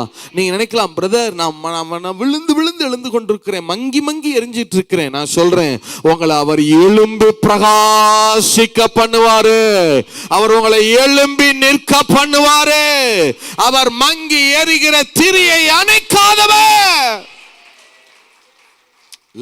கர்த்தர் யார் என்பதை புரிந்து கொள்ளுங்கள், அவர் எப்படிப்பட்டவர் என்பதை விளங்கிக் கொள்ளுங்கள். கர்த்தர் எவ்வளவு நீங்களும் நானும் ஆராதிக்கிற தேவனுக்கு ஒப்பானவர் யார்? ராகாப்புக்கு எவ்வளவு விலையேறப்பட்ட ஒரு லைஃப் இல்ல. இப்ப வாசிங்க எபிரேயர் புத்தகம் 11:30 30-31 வாசிங்க. எபிரேயர் அதோட முடிக்கலாம். எபிரேயர் 11 வேற ஏதோ இருக்கா? எபிரேயர் 11:30-31. பரிபூரணத்தினால் விசுவாசத்தினாலே எரிகோ பட்டணத்தின் மதில்கள் 7 நாள் சுற்றி வரப்பட்டு விழுந்தது. அப்ப எரிகோ பட்டணம் விழுந்ததும் விசுவாசத்தினாலதான். விசுவாசத்தினாலே ராகாப் என்னும் வேசி வேவுக்காரரை சமாதானத்தோட ஏற்றுக்கொண்டு கீழ்ப்படியாதவர்களோட கூட சேதமாகாதிருந்தார். இப்ப சொல்லுங்க, அந்த பட்டணம் எரிகோ பட்டணம் இடிந்ததும் விசுவாசத்தினாலதான். ராகாப்புடைய வீடு இடியாமல் இருந்ததும் விசுவாசத்தினாலதான். எத்தனை பேர் ஆமேன்னு சொல்ல முடியும்? எத்தனை பேர் ஆமேன்னு சொல்ல முடியும்? இல்லையா? அவ்வளவுதானே அவருடைய பரிபூரணத்தின். சரி, இப்ப சொல்லுங்க, கடைசியா ராகாப்புக்கு இந்த வாழ்க்கை எதனால கிடைச்சிச்சு? விசுவாசத்தினால. யார் கைய விசுவாசத்தை பார்த்து யார் கையை பிடிச்சது? சத்தமா சொல்லுங்க, யாரு கையை பிடிச்சது? சல்மோன். சல்மோன்னா என்ன அர்த்தம்? இப்ப ராகாப்புக்கு பரிபூரணம் யாராலே வருகிறது? சத்தமா, வெரி குட், சத்தமா சொல்லுங்க, யாராலே வருகிறது? சல்மோனால வருதா? நான் சொல்றேன், ராகாப்புக்கு பரிபூரணம் சல்மோனால வந்துச்சு, ஆனா உங்களுக்கு எனக்கும் பரிபூரணம் இயேசு கிறிஸ்துவினாலே வருகிறது. இல்ல, யோவான் சுவிசேஷம் 1வது அதிகாரம் 16வது வசனம். யோவான் சுவிசேஷம் 1வது அதிகாரம் 16வது வசனம். அவருடைய பரிபூரணத்தினால், அவருடைய இயேசுவினுடைய பரிபூரணத்தினால் நாம் எல்லாரும் கிருபையின் மேல் கிருபை பெற்றோம். அவருடைய பரிபூரணத்தினாலே நாம் கிருபையின் மேல கிருபை பெற்றோம். எத்தனை பேர் ஆமென் சொல்ல முடியும்? நல்லா யோசிச்சு பாருங்களேன், இந்த சல்மோனுக்கு எப்படிப்பட்ட ஒரு பரந்த மனம் இருந்திருக்கு, பெரிய மனசு இப்படிப்பட்ட ஒரு ஸ்திரீய அவமானத்தை எண்ணாமல், இழிவை எண்ணாமல், இல்லையா? நாளைக்கு 4 பேர் நம்மளை என்ன பேசுவாங்க, என்ன சொல்லுவாங்க, எதையுமே என்னல பாருங்க. அவன் இழிவை எண்ணாமல் சல்மோன் கரம் பிடித்தான். அதான் வேதம் உங்களை என்ன சொல்லுகிறது, சல்மோன் இழிவை எண்ணாமல் ராகாப்பின் கரத்தை பிடித்தான். ஆனா இயேசு இழிவை எண்ணாமல் உங்களுக்காக எனக்காக சிலுவையை சுமந்தார். எத்தனை பேர் ஆமென் சொல்ல முடியும்? எபிரேயர் 12:2 வாசிங்க. அவர் தமக்கு முன் வைத்திருந்த சந்தோஷத்தின் பொருட்டு அவமானத்தை எண்ணாமல் சிலுவையை சகித்து. இன்னொரு மொழிபெயர்ப்புல இருக்கு, அவர் இழிவை எண்ணாமல் அவமானத்தை எண்ணாமல் சிலுவையை சகித்தார். நம்பிக்கையை தொடங்கி வழி நடத்துபவரும் அதை நிறைவு செய்பவருமான இயேசுவின் மீது கண்களை பதிய வைப்போம். அவர் தாம் அடையவிருந்த மகிழ்ச்சியின் பொருட்டு இழிவையும் பொறுப்பெடுத்தாமல் சிலுவையை ஏற்றுக்கொண்டார். எப்படி எல்லா 4 பேர் பேசுவாங்களே, நம்மளை இவ்வளவு கல்யாணம் பண்ணா என்ன சொல்லுவாங்க? சல்மோன் யோசிக்கல, இழிவை எண்ணாமல் ராகாப்பின் கரத்தை பிடிச்சான். இல்ல, நான் சொல்றேன், உங்களுடைய கரத்தை, என்னுடைய கரத்தை இயேசு இழிவை எண்ணாமல் பிடித்திருக்கிறார். எத்தனை பேர் ஆமென் சொல்ல முடியும்? எத்தனை தூதர்கள் கேட்டிருப்பாங்க இயேசு இடத்துல, இந்த மனுஷ பயலுக்காக போய் சிலுவையில் மறிக்கிறீங்க? இவன் எவ்வளவு பாவம் பண்றான், எத்தனை தடவை எழுப்பி நிறுத்தினாலும் திருப்பி திருப்பி விழுகிறான், எத்தனை தடவை நான் தீர்மானம் எடுத்தேன்னு சொன்னாலும் மாத்திடுறான். உண்மை இல்லை இவன்ட்ட, அவ்வளவு பாவம் இருக்கு, குறை இருக்கு, இவனுக்காகவா போய் நீங்க சிலுவையில் மறிக்கணும்? ஒரு நல்ல ஆளு 4 பேருக்காக மறிச்சாலும் பரவாயில்ல, ஒரு பாவியை தேடியா நீங்க போகணும்? எத்தனை பேர் பேசியிருப்பாங்க இல்ல? அவர் இழிவை எண்ணாமல் நம்மளை கரம் பிடித்திருக்கிறார். எத்தனை பேர் ஆமென் சொல்ல முடியும்? நல்லா யோசிச்சு பாருங்களேன், சல்மோனுக்கு எவ்வளவு பரந்த மனசு. என்ன இருந்தாலும் சல்மோன் ஒரு மனுஷன் தானே. ஒரு மனுஷன் சல்மோனுக்கே இவ்வளவு பெரிய மனசு இருக்குன்னா, இவ்வளவு பெரிய இருதயம் இருக்குன்னா, சல்மோனை படைத்த உங்களுடைய என்னுடைய தேவன் எவ்வளவு பெரியவராயிருக்கிறார். எத்தனை பேர் ஆமென் சொல்ல முடியும்? எத்தனை பேர் ஆமென் சொல்ல முடியும்? சல்மோனுக்கே ராகாப்புடைய பழைய வாழ்க்கையை மறக்கிற சுவாபம் இருக்குன்னா, இந்த நம்ம படைச்ச கர்த்தருக்கு, அவர் சல்மோனை படைச்ச கர்த்தருக்கு எவ்வளவு பெரிய சுவாபம் இருக்கும். எத்தனை பேர் ஆமென் சொல்ல முடியும்? எழுந்து நிற்போமா? உம்மை ஆராதிப்பேன் என் நாட்கள் முடியும் வரை, என் ஜீவன் பிரியும் வரை. ஆண்டவரை பாருங்க பிரதர், அவர் அன்பு நினைங்க. அவர் உங்களை அற்பமா நினைக்கல, அவர் உங்களை விலையேற பெற்றவர்களாய் பார்க்கிறார். உங்க விசுவாசத்தை நாம அற்பமா நினைக்கலாம், சக மனிதர்கள் அற்பமா நினைக்கலாம் இல்ல, ஆனா அப்பா உங்க விசுவாசத்தை விலையேற பெற்ற காரியமாய் பார்க்கிறார். ஒரு நாள் உங்களுடைய முகம் வெட்கப்பட்டு போவதில்லை. எத்தனை பேர் ஆமென் சொல்ல முடியும்? யோசிச்சு பாருங்க, ராகாப் எத்தனை நாட்கள் சல்மோனை பார்த்து சொல்லிட்டே இருந்திருப்பா, எவ்வளவு பெரிய லைஃப் எனக்கு கொடுத்துட்டீங்க, எவ்வளவு பெரிய வாழ்க்கை எனக்கு கொடுத்துட்டீங்க, என் காலமெல்லாம் நான் உமக்கு உண்மையா இருப்பேன். எத்தனை இரவுகள், எத்தனை நாட்கள் சொல்லி இருப்பார் ராகாப் சல்மோன்ட்ட. இப்ப ஆண்டவரை பார்த்து நீங்க சொல்ல போறீங்க, உங்க சல்மோன், நம்முடைய சல்மோன், நம்முடைய மணவாளன் இயேசுவை பார்த்து நீங்க சொல்ல போறீங்க, உம்மை ஆராதிப்பேன். எத்தனை பேர் ஆமென் சொல்ல முடியும்? என் நாட்கள் முடியும் வரை, என் ஜீவன் பிரியும் வரை உம்மை ஆராதிப்பேன். எத்தனை பேர் ஆமென் சொல்ல முடியும்? நல்ல கரங்களை தட்டி விசுவாசத்தோட பார போடுங்க. உங்க கை தட்டுல உங்க விசுவாசத்தை காட்ட போறீங்க. உள்ளத்தின் ஆழத்திலிருந்து அவரை பார்த்து சொல்லுங்க பார்க்கலாம். என் நாட்கள் முடியும் வரை, என் ஜீவன் பிரியும் வரை, என் சுவாசம் ஒழியும் வரை உம்மையே ஆராதிப்பேன். உம்மையே ஆராதிப்பேன். சொல்லுங்க பார்க்கலாம். என் நாட்கள் முடியும் வரை, என் ஜீவன் பிரியும் வரை, என் சுவாசம் ஒழியும் வரை உம்மையே ஆராதிப்பேன்.